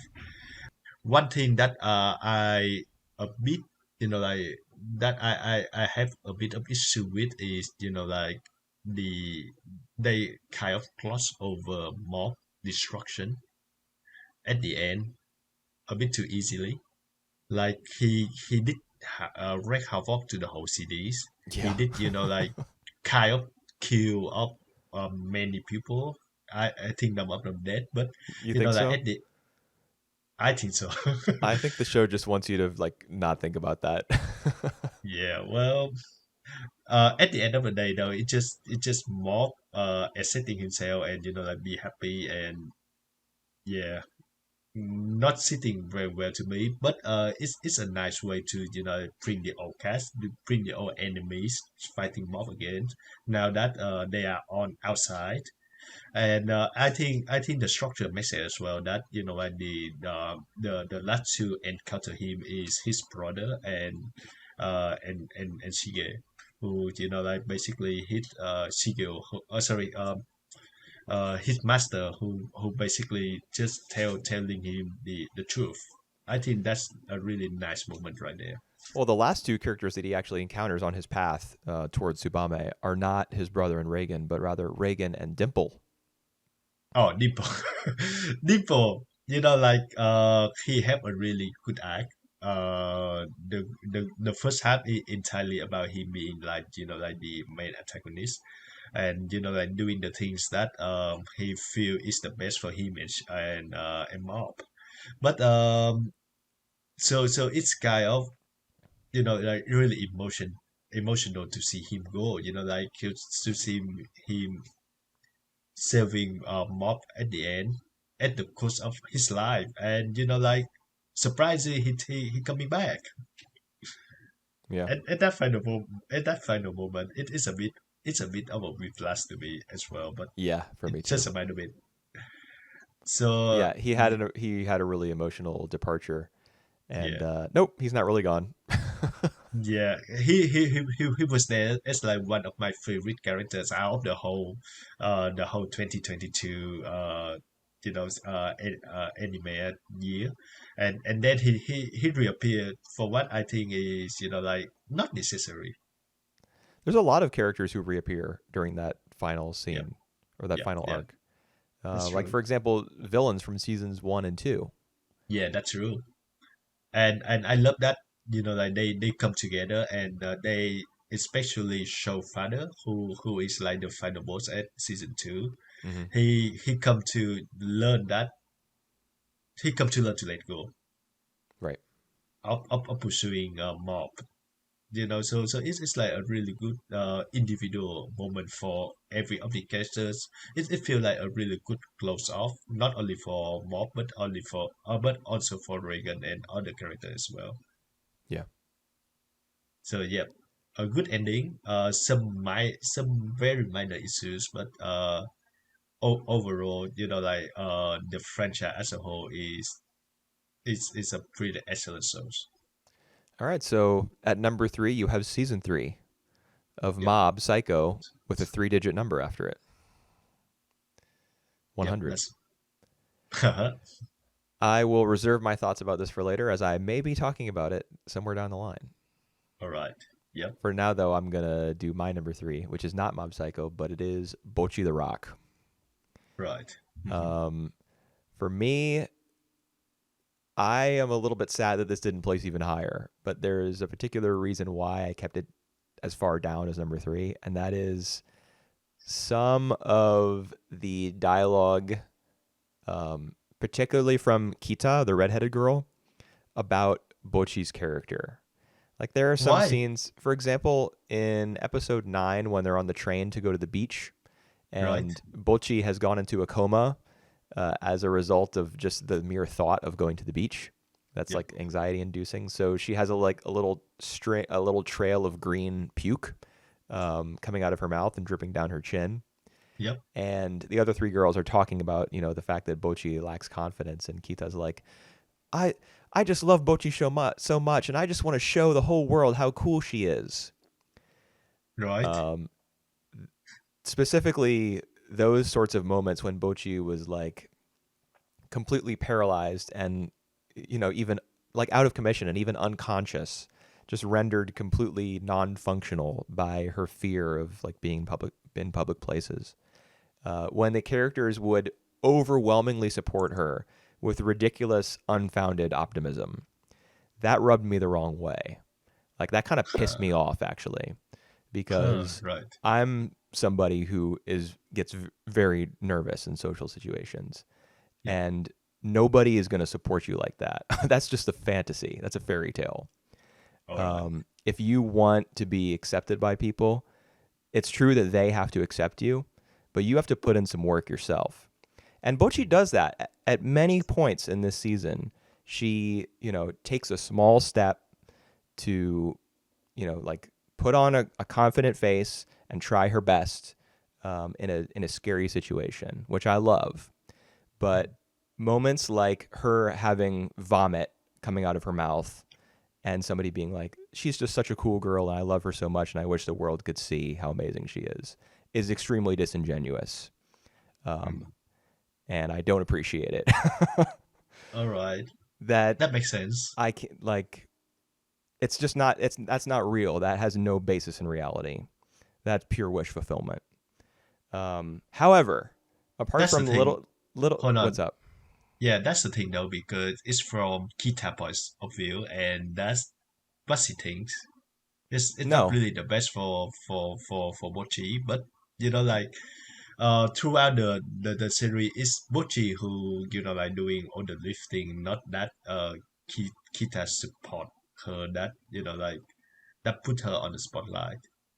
Do you know what I mean? So no, it's not at all. it's mainly from Kita point of view. Is that is what I mean? Yeah, it is. I mean, that's Kita's point of view, is that Bocchi is so amazing, but that is Right. that's disingenuous of the show to present a character with that point of view. Any character, there's Right. All nothing right. amazing about Bocchi in those moments. Mhm. You just have to be accepting of her, not wanting to put her on a stage and show the whole world, That the fact that's that kind of she true. becomes like a shell Yeah. and throws up on herself when she thinks about Mhm. going to the beach. There's nothing amazing about that. And I mean, you can write a character who thinks that's amazing, but that is not going to, I mean, maybe it resonates with some people, but it damn sure doesn't resonate with me. Yeah. Yeah. However, in Hmm. spite of all that, I thought that the show was 95% wonderful. I loved the use of filtered photos as backgrounds. I Yep. think prior to Bocchi the Rock, I think Yuru Camp was probably the show that did that at the absolute best, and Yep. Bocchi the Rock has overtaken it as far as I'm concerned. They pushed that technique as far as they could, and it looked tremendous. Mhm. The performance scenes were great. I really did like a lot of the music as well, because it's mostly just J rock with like leaning into some alternative stuff, Yep. but it passes well enough for math rock, Yep. which is a genre I really like, especially Japanese math rock. That's a big scene that I follow, Mhm. and it sounds great. The OP and ED too. I mean, especially the first ED. I get chills every time I listen to it, and the little animations of the kind of chibi looking characters playing their instruments with little smiles on their faces as their hair bounces back and forth. Mhm. Really love the credit crawl during the EDs. So Yep. I always stay for the OP and the ED full thing every episode. Mhm. Um, as you mentioned earlier when you were talking about it, there's tons of inventive animation and art style switch ups. Like you specifically brought up Bocchi turning to ash. Yep. I think was in episode 7 when her friends came over for the first time, and that was another Mhm. episode where I was a little like, this we're treating this way too optimistically. this, Yep. this is Mhm. unbearable. Yep. But yeah, she turns to ash in that episode. In some other episodes, she pops like a balloon Yep. and Yep. Yep. she takes on the appearance of a Picasso painting with looking totally abstract with all of her facial features at weird angles and in the wrong places. And she in maybe episode 11, the Culture Festival episode, where she runs away from the maid cafe. She like devolves through a series of like different polygonal 3D models until she's just like a really simple looking version, and then she gets flung into a wall like a bowling pin for some reason. And I was Hmm. like, why not? Why not do that? I mean, I'm with it. I'm about it. Um, there was just a lot of commitment, and you, of course, you also mentioned some of the live action, stop motion type stuff. Specifically with regard to her anxiety about like the sports festival. I think that was when a lot of that kicked in. Yep. Those were great choices. I really liked the Culture Festival episode on the whole, episode 11. I felt like the show really demonstrated some real cute girls doing cute things chops right there. That was the clearest inspiration from K-On!, I think. And it's You clear. What's up? Yeah, I just want to mention my favorite moment on that cultural festivals is the one that go to uh, Haunted the House? ghost the haunted house, and she's not scared by like by the dark, or she's not scared by the people who scare her. She's scared of like people screaming. Yes. See, that uh, that is what I want. When I want Bocchi's anxiety to be like put on screen, that's yeah, what I want because that's a perfect joke just in yeah, isolation when you think about it. Because it cuts to the core of who she is, but it yeah, also has like a heavy it just catches you off guard because it's so unexpected. yeah, that's Um true. it's great. It's just wonderful. A lot of really good little character moments like that in this Mhm. series. And I mean, I don't know, like pretty much everything that it tries to do. And that's the thing. This show is successful in nearly everything that it attempts, but it casts such a broad net. Like, not only is it a little bit of a coming of age story about a girl who's tentatively taking steps outside of her closet where she spends all of her time in middle school. Not only is it a music series, not only is it a cute girls doing cute things type show, but it also like relentlessly and aggressively experiments with the form of anime itself. It's Mhm. crazy. Yeah, And who do we have to thank for this? Director Keiichiro Saito, yeah. my man. I can't wait because like you trace the lineage of great anime directors, and obviously huge personal bias here. Mhm. But I trace Ano. Yeah. Um, like to me, Shingo Natsume is the combination of Hideaki Anno and Masaaki Yuasa, and Mhm. Keiichiro Saito is a disciple of Shingo Natsume. Natsume was his All right. mentor. So Mhm. now we got Saito breaking out in a major way with his directorial debut, and what is his lineage? The highest possible pedigree you could have in my mind as an anime director. So like I can't if this is his debut, I can't wait to see what he's Mhm. doing next. I'm like to me And his presence just in Japan means that there is a future for anime. So I'm like I was frequently bowled over by this show. yeah, There was the odd scene here and there that really kind of threw me completely for a loop and really put me off. But yeah, I mean, there's no denying what a success this show was. What how daring it was. How it challenged kind of the boundaries of what you can do in a high school girl series. Just really great stuff. You know. yeah. And I have read somewhere that the production for this show is having trouble as well. So they like they barely make it in time Yeah. for each episode airing. And look at the result, because we cannot tell. Yeah. It's fantastic. It just go against like all these why this expectation that it's gonna be this good. Yeah. It never like melted or broke down. at any It point. melted. It melted literally Oh, off. it did. Yes, it did literally melt. That's true. That was one of the Bocchi deformations that we didn't mention. Yeah, that's right. But like you would expect that the show might, if it's suffering behind the scenes, and I've also read that, like the Sakugaboru article Yeah, about that's it. right. Um, you might expect that some like it would be a Wonder Egg priority situation, and I have, of course, I have sympathy for the people who are involved in productions like that, and they just can't handle it. Whether it be because the schedule is bad, the production company is like putting too much pressure on them, the director is a little bit too ambitious. Uh, there's a breakdown in communication between different departments, whatever the case may be. That stuff happens all the time in anime, and honestly, at this point, for me, it's to be expected, like on a regular basis. But Mhm. it was happening to this show, and they pushed through it. And you don't want to glorify that sort of thing too much because then the expectation becomes that people are literally killing themselves to make anime. That shouldn't be the case.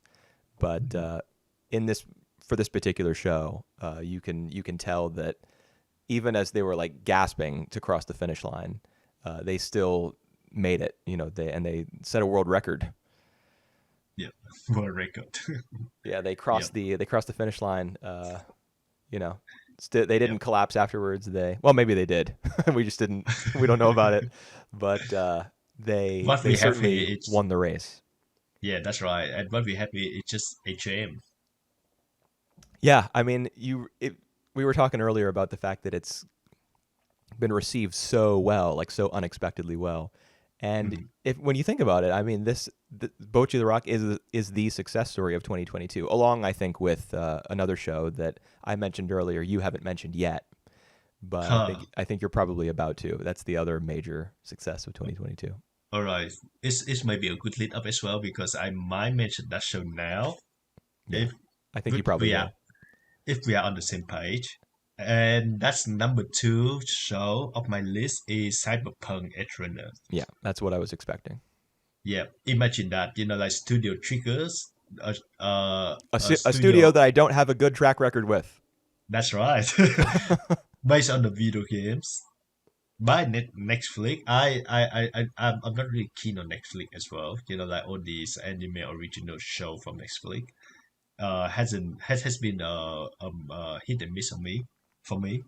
Watching the first episode, I was blown away though by like by the cool setup, the spectacular visual, and even the story and the characters. And I didn't really expect that like the characters stick with me that much like it did. So I think a prop to Imaishi, like you said, this is like one of his like his visual style. It just like all over the series, and this might be like his most Imaishi show, like you said, after Gurren Lagann. It's just burst with energy. I think his style is very suitable to depict grand feeling, like like the melodramatic stuff like this one, like where everything will end badly for the characters. It really suit him, and I think that's why like the story of like episode 6 for example, with the downfall of the group, and David decision at the end where like he died, is very like suits his material, and this is what the the studio the best. Speaking of like my favorite episodes, like of the year, I just realized that my favorite episode of all the episodes of my favorite of this year are all tragedy, like episode 6 of Cyberpunk, episode 8 of Mob Psycho. uh Mob Psycho, episode 8 of Chainsaw Man, Oh, okay. and the flashback episodes of Made in the Beast. Mm. So that's all tragedies, and yeah, this is Yeah, just you love your dramas. I love my dramas, and Hell yeah. uh like you said, this is had the look, has the feel, had the emotionals. I just see like this is one of the most gorgeous thing that he ever made. Like the thing that he made with these with the visual, like when they was in a trance that we see, when they kick off their superpower, we see that it just it just all inspiring to me. So like hats off for a really good show, and I watched that I think within one day, and it Oh, still stick really? with me even now. Yeah, the whole 10 episodes. Wait, so I remember we both watched the first episode for a first impressions thing. Did you No. immediately? I think I wait for like a few weeks before jumping straight to it, and yeah, Right. it just like in one go. Yeah. I mean, episode 2 is a hell of a launch pad for the rest of Yep, it. The yep, introduction yep, of Lucy is just like, oh my yep. god, Oh, this is gonna it's be here. crazy. Yeah. Yep. Who's this like cool, I beautiful, mysterious who character who's it like how what is David gonna do from here? How is she? Where's the story gonna go based on her introduction? And Yeah, I don't really like how she turned out though at the last 2 3 episodes, like the after the time skip, but it's alright. what the It's fact just that she like withdrew from the group and was kind of doing her own thing the fact that she not really matter that much anymore. didn't matter That that much. I mean, her backstory was crucial to the understanding of the entire series. that's right. But I think it's her affection to David. It become established now, and that isn't really like more side to it. I don't know. I think the fact that they get together, but that they don't communicate well after she Mm-hmm. like withdraws from the group and David gets deeper and deeper into into Madness. the world of well that, but also just the world of crime Yep. in Cyberpunk, like the being an edge runner. Yep. Um, and she wants less and less to do with that. I feel like that's pretty important um, in the show's second half to like illustrating the fact that David is basically walking alone. Mm-hmm. Even though he has Lucy's affection, or I don't know, like she's living in proximity to him, like they're together. He doesn't really their hearts are not on the same page, I guess. Yep. Um, Yep. and I think that's important to really understanding how tragic David's death is, because it's ultimately it's Maine, the character that he has the most in common with. He follows him Mm-hmm. to his death, Yep. and Yep. and Lucy can't do anything about it, and she recognizes that early on. That's why they drift apart, I think. Mm-hmm. Yep. Good show. Good concept. Yeah, yeah. I mean, it to me this year. I mean, it's Cyberpunk and Bocchi that define 2022. For a lot of people, I have to imagine it'd be Chainsaw Man, and that probably It's Spy is. Family. Oh yes, that too. Yeah, a lot of a lot of big breakout shows. But to me, I'm just thinking in terms of like Bocchi being the underdog and Cyberpunk being the savior. Like because a lot of people were Mm-hmm. disillusioned by that game.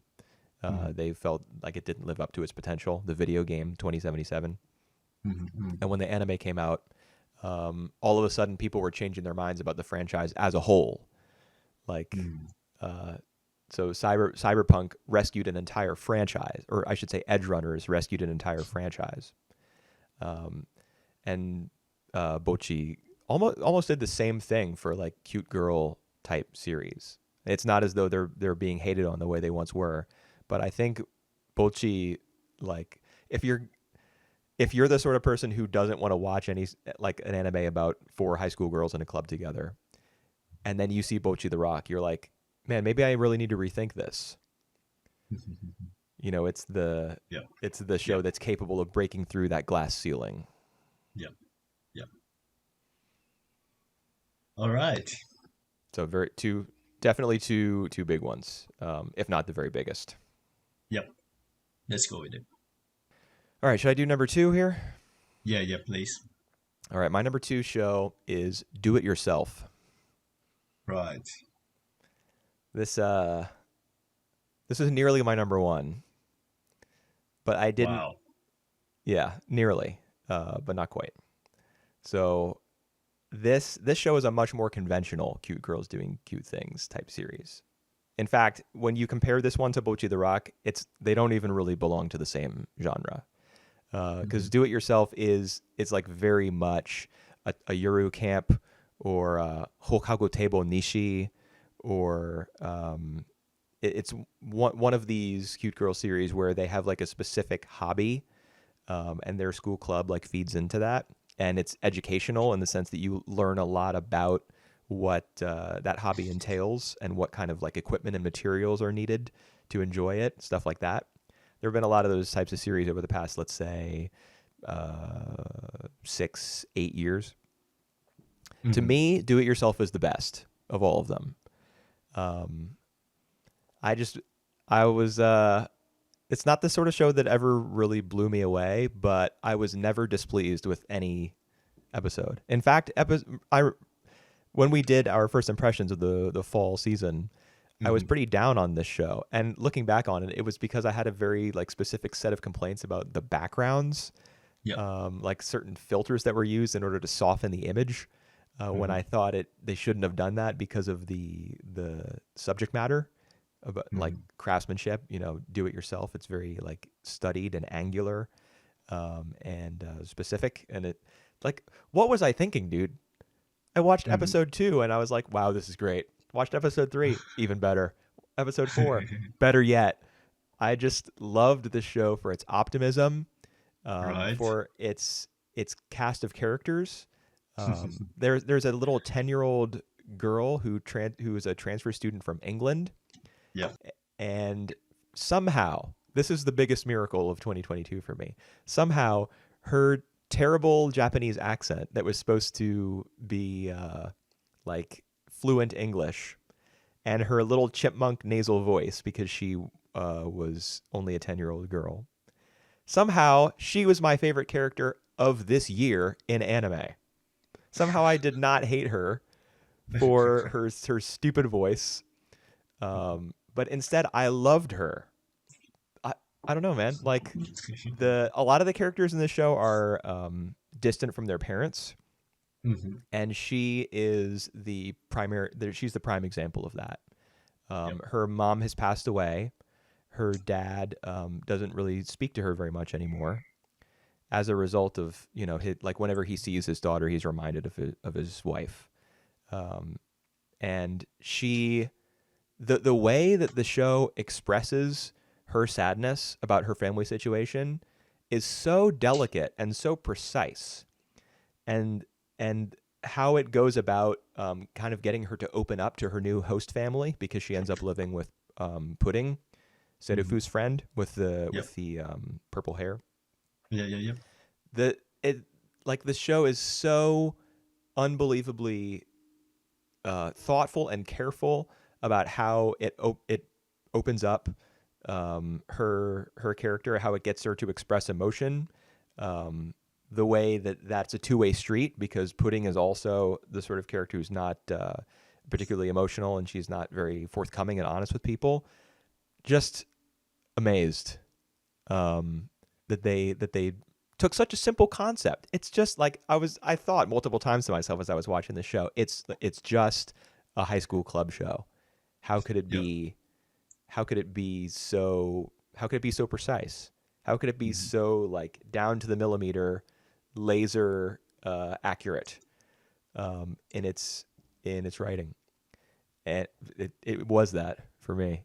I loved its use of montage. Yep. Almost every single episode had a montage where you would see the characters building things. And accompanying those montages were all the very brightest and most optimistic sounding instruments in every musical family.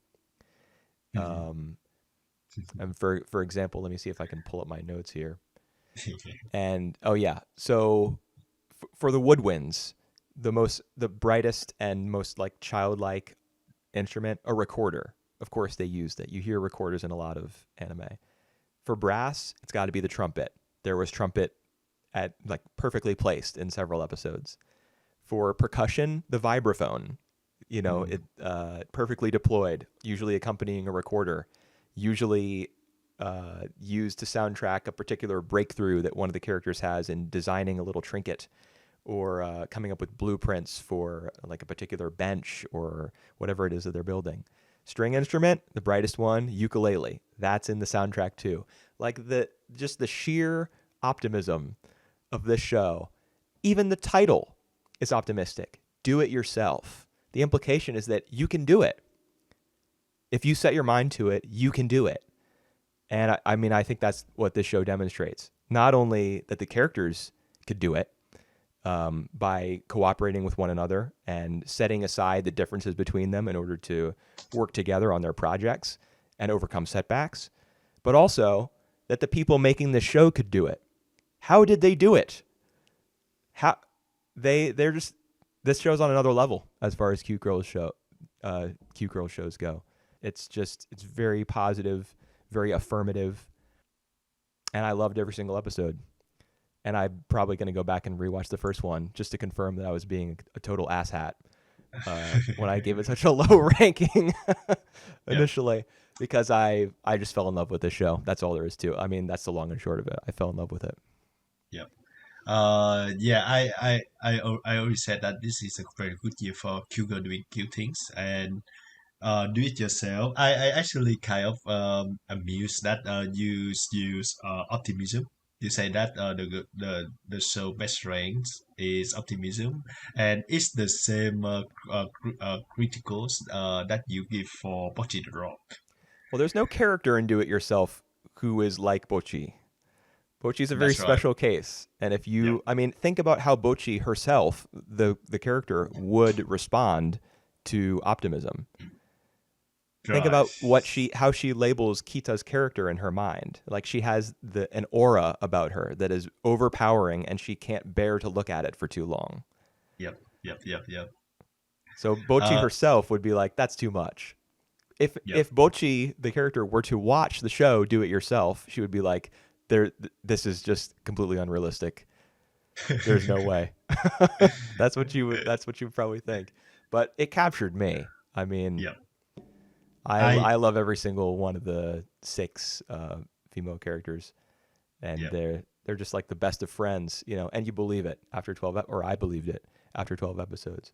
Yeah, me too. I enjoy them as well, and I also really enjoy the setting that it's a mix between the modern and the old and the present day, which is not as modern, and it's also the conflict between you have your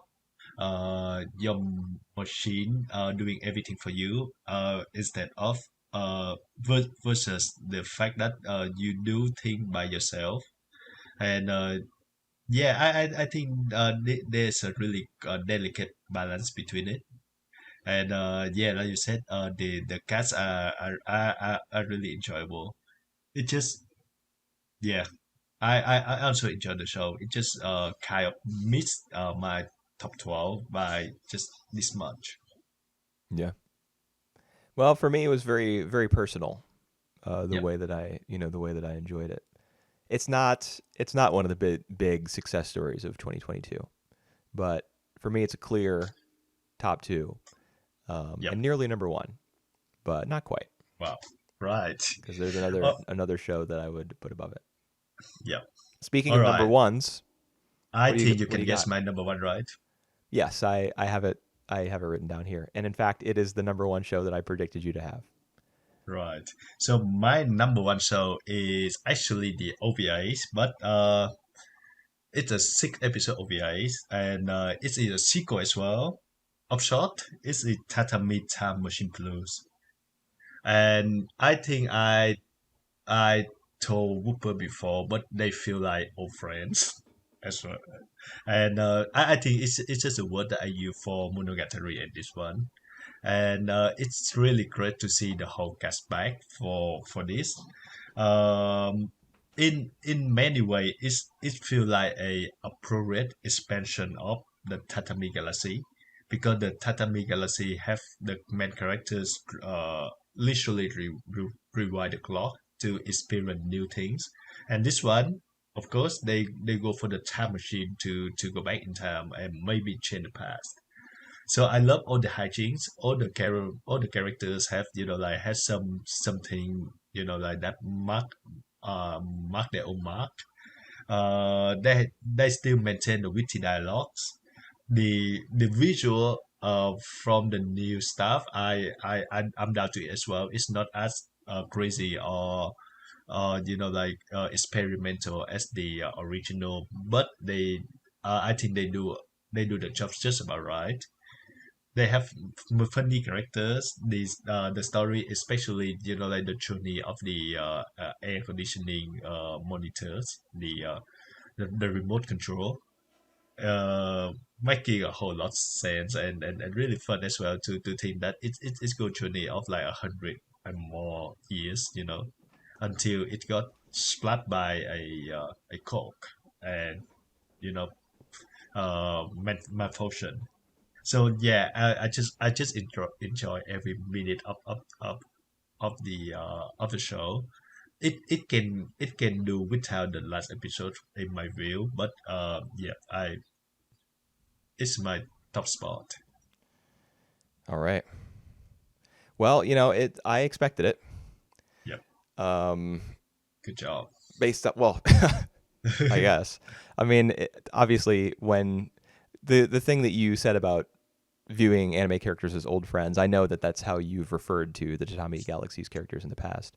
So, of Yep, course, I would figure that the not exactly sequel, but spin-off, also not exactly that, because yep, it's like the Tatami Time Machine Blues is an adaptation of a play that's written right. written by the guy who adapted the Tatami Galaxy, the novel, as an anime. Mhm. It's a very complex, like kind of crossover between the works of a couple different artists Yep. and now the works of a couple different directors, because Shingo Natsume now has made the anime of the year 2 years in a row, because the Tatami Time Machine Blues is also my anime of the year. Oh, really? Yes. Wow. I didn't expect it. I thought that Mob Psycho 100 gonna be the top one. All right. No. In fact, Mob Psycho's not. Yeah, it's not anywhere on my list. Wow. Well done. I opted for the fake out because I didn't want to like be too Yep. negative about Mob Psycho. Yep. Yep. After Yep. we both spent like 15 minutes criticizing Chainsaw Man and Spy Family, I just wasn't a big fan of the new Mob Psycho season. But Yep. it's Mhm. that's just me. Right. Um, however, I did love the Tatami Time Machine Blues. I was not expecting that I would necessarily love it, um, because the first episode. I mean, obviously, it was made as a movie originally, and that Mhm. last episode is kind of tacked on because it functions almost more as an episode of the Tatami Galaxy. It has the Mhm. protagonist having his first contact and worst contact with Ozu, just like he did in every episode of the original series. Yep. Um, and it's still in the continuity of the Tatami Time Machine Blues, because in the original Tatami Galaxy, Watashi and Akashi are in the same year. She's the raven-haired maiden, and Right. they're both freshmen in college. And Is in the it because I remember like she always tell him as senpai. Remember that? you're right, but isn't he a freshman in college in the Tatami Galaxy in all those stories? Yeah, maybe. Yeah, because he's Yes. looking for a circle to join because he's just arrived on campus and he's looking forward to his rose-colored campus life. That's right. Hmm. I Or would ma- have to look that up. yeah, or maybe because of the fact that like he established himself in that year before she come in. Maybe. But yeah, we will have to look that up because I also remember that she always tell him as senpais. Yeah. Hmm. Yep. Yeah, Well, but go on. Yep. in the Tatami Time Machine Blues, the story is that he is 1 year ahead of her. Yep. And now, I mean, I guess there's some doubt as to whether that's the case or not in Tatami Galaxy, and we'll have to do a bit of research. Yep. But nevertheless, like the continuity is clearly different because, for example, her Mochiguman, the little stress toy that she has, Yep. Yep. Yep. um, he in Tatami Time Machine Blues, he immediately, like she's dropped it in the snow, he immediately picks it up and gives it back to her. Hmm. which is something he wouldn't have done in the original, because in the Tatami Galaxy, in the words of the fortune teller, he was always missing the opportunity that was dangling in front of his eyes. Yep. Whereas in the Time Machine Blues, he is much quicker to grasp that sort of opportunity. In fact, he even asks her out to go to a festival, Yep. like the Oban Festival, or I can't remember which one it is exactly. Um, After she asked him to do so it's right. Yeah. it's not really to his credit on that That's one. true. More to hers.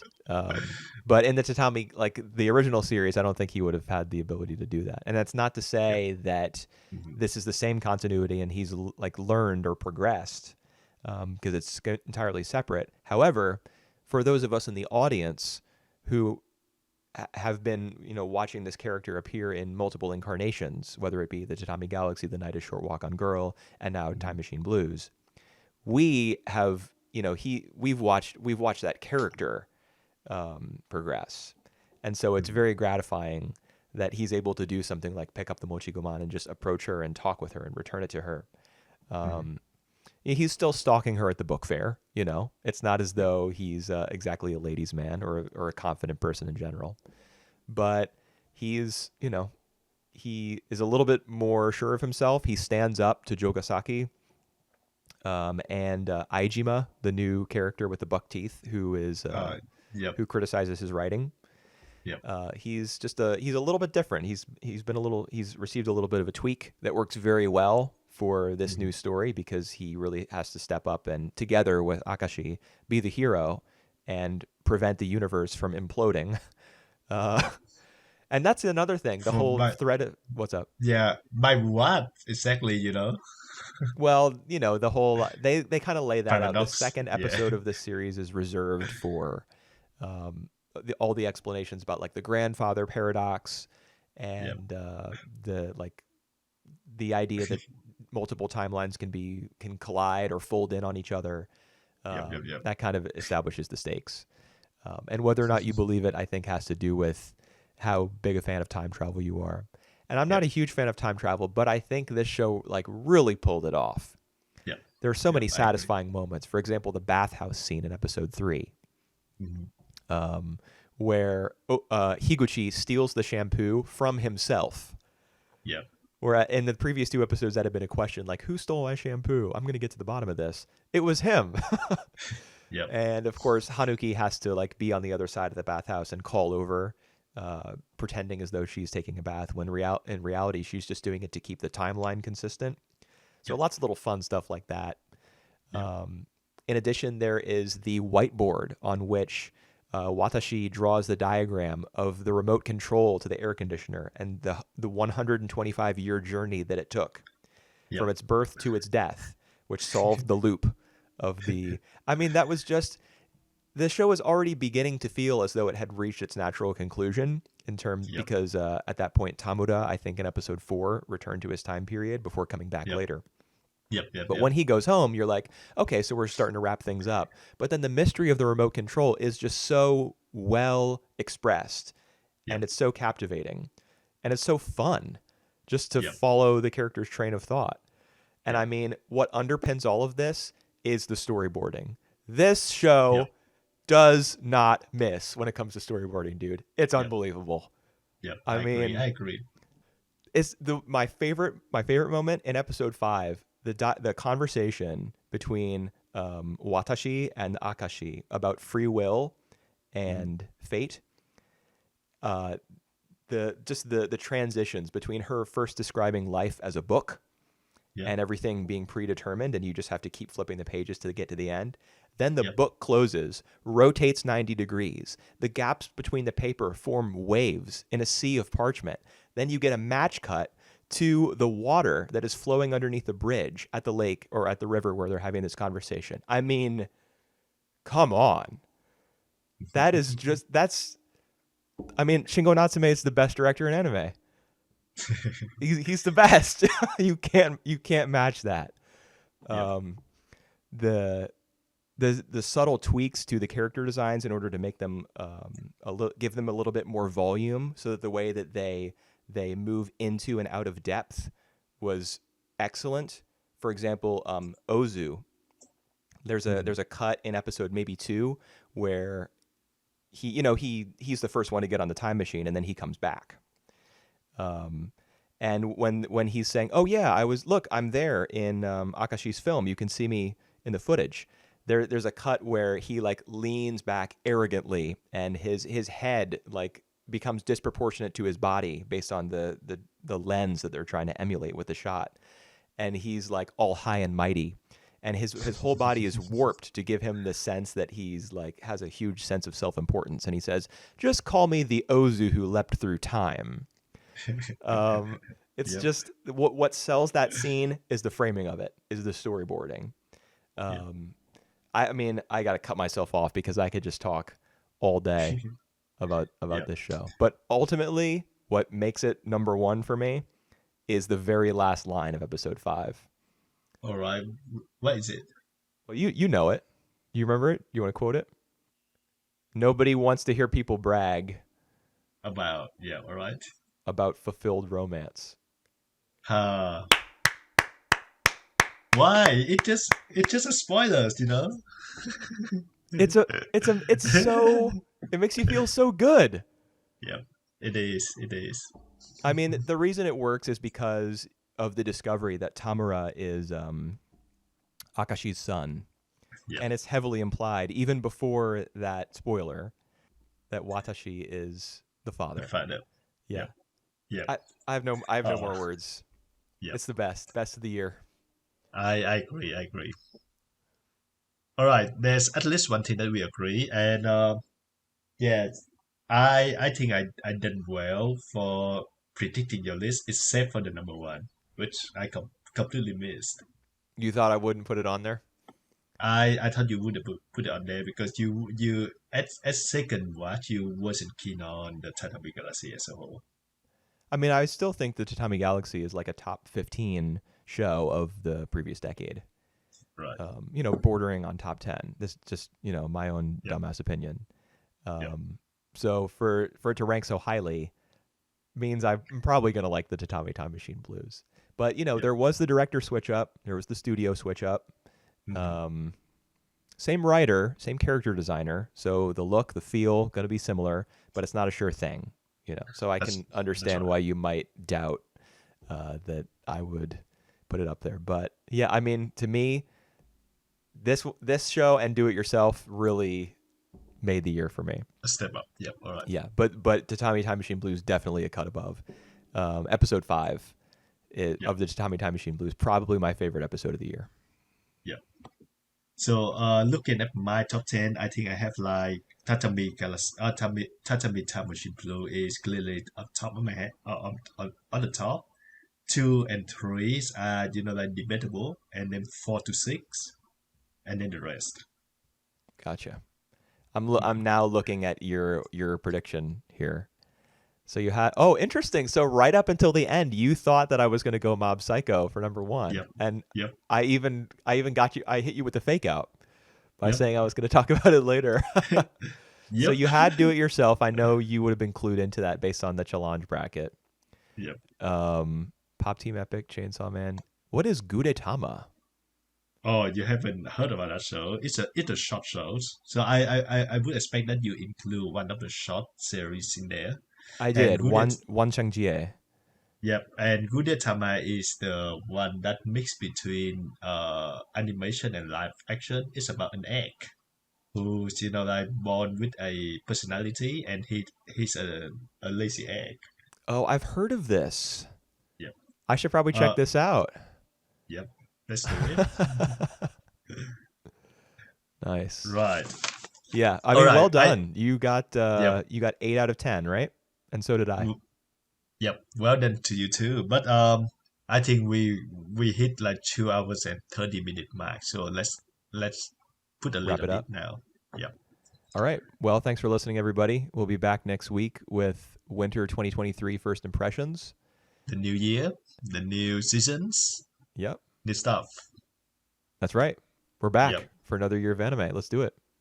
Yep. Hope you enjoy listening to our top tens each of the year. And if you're interested, just let us know of your favorite as well.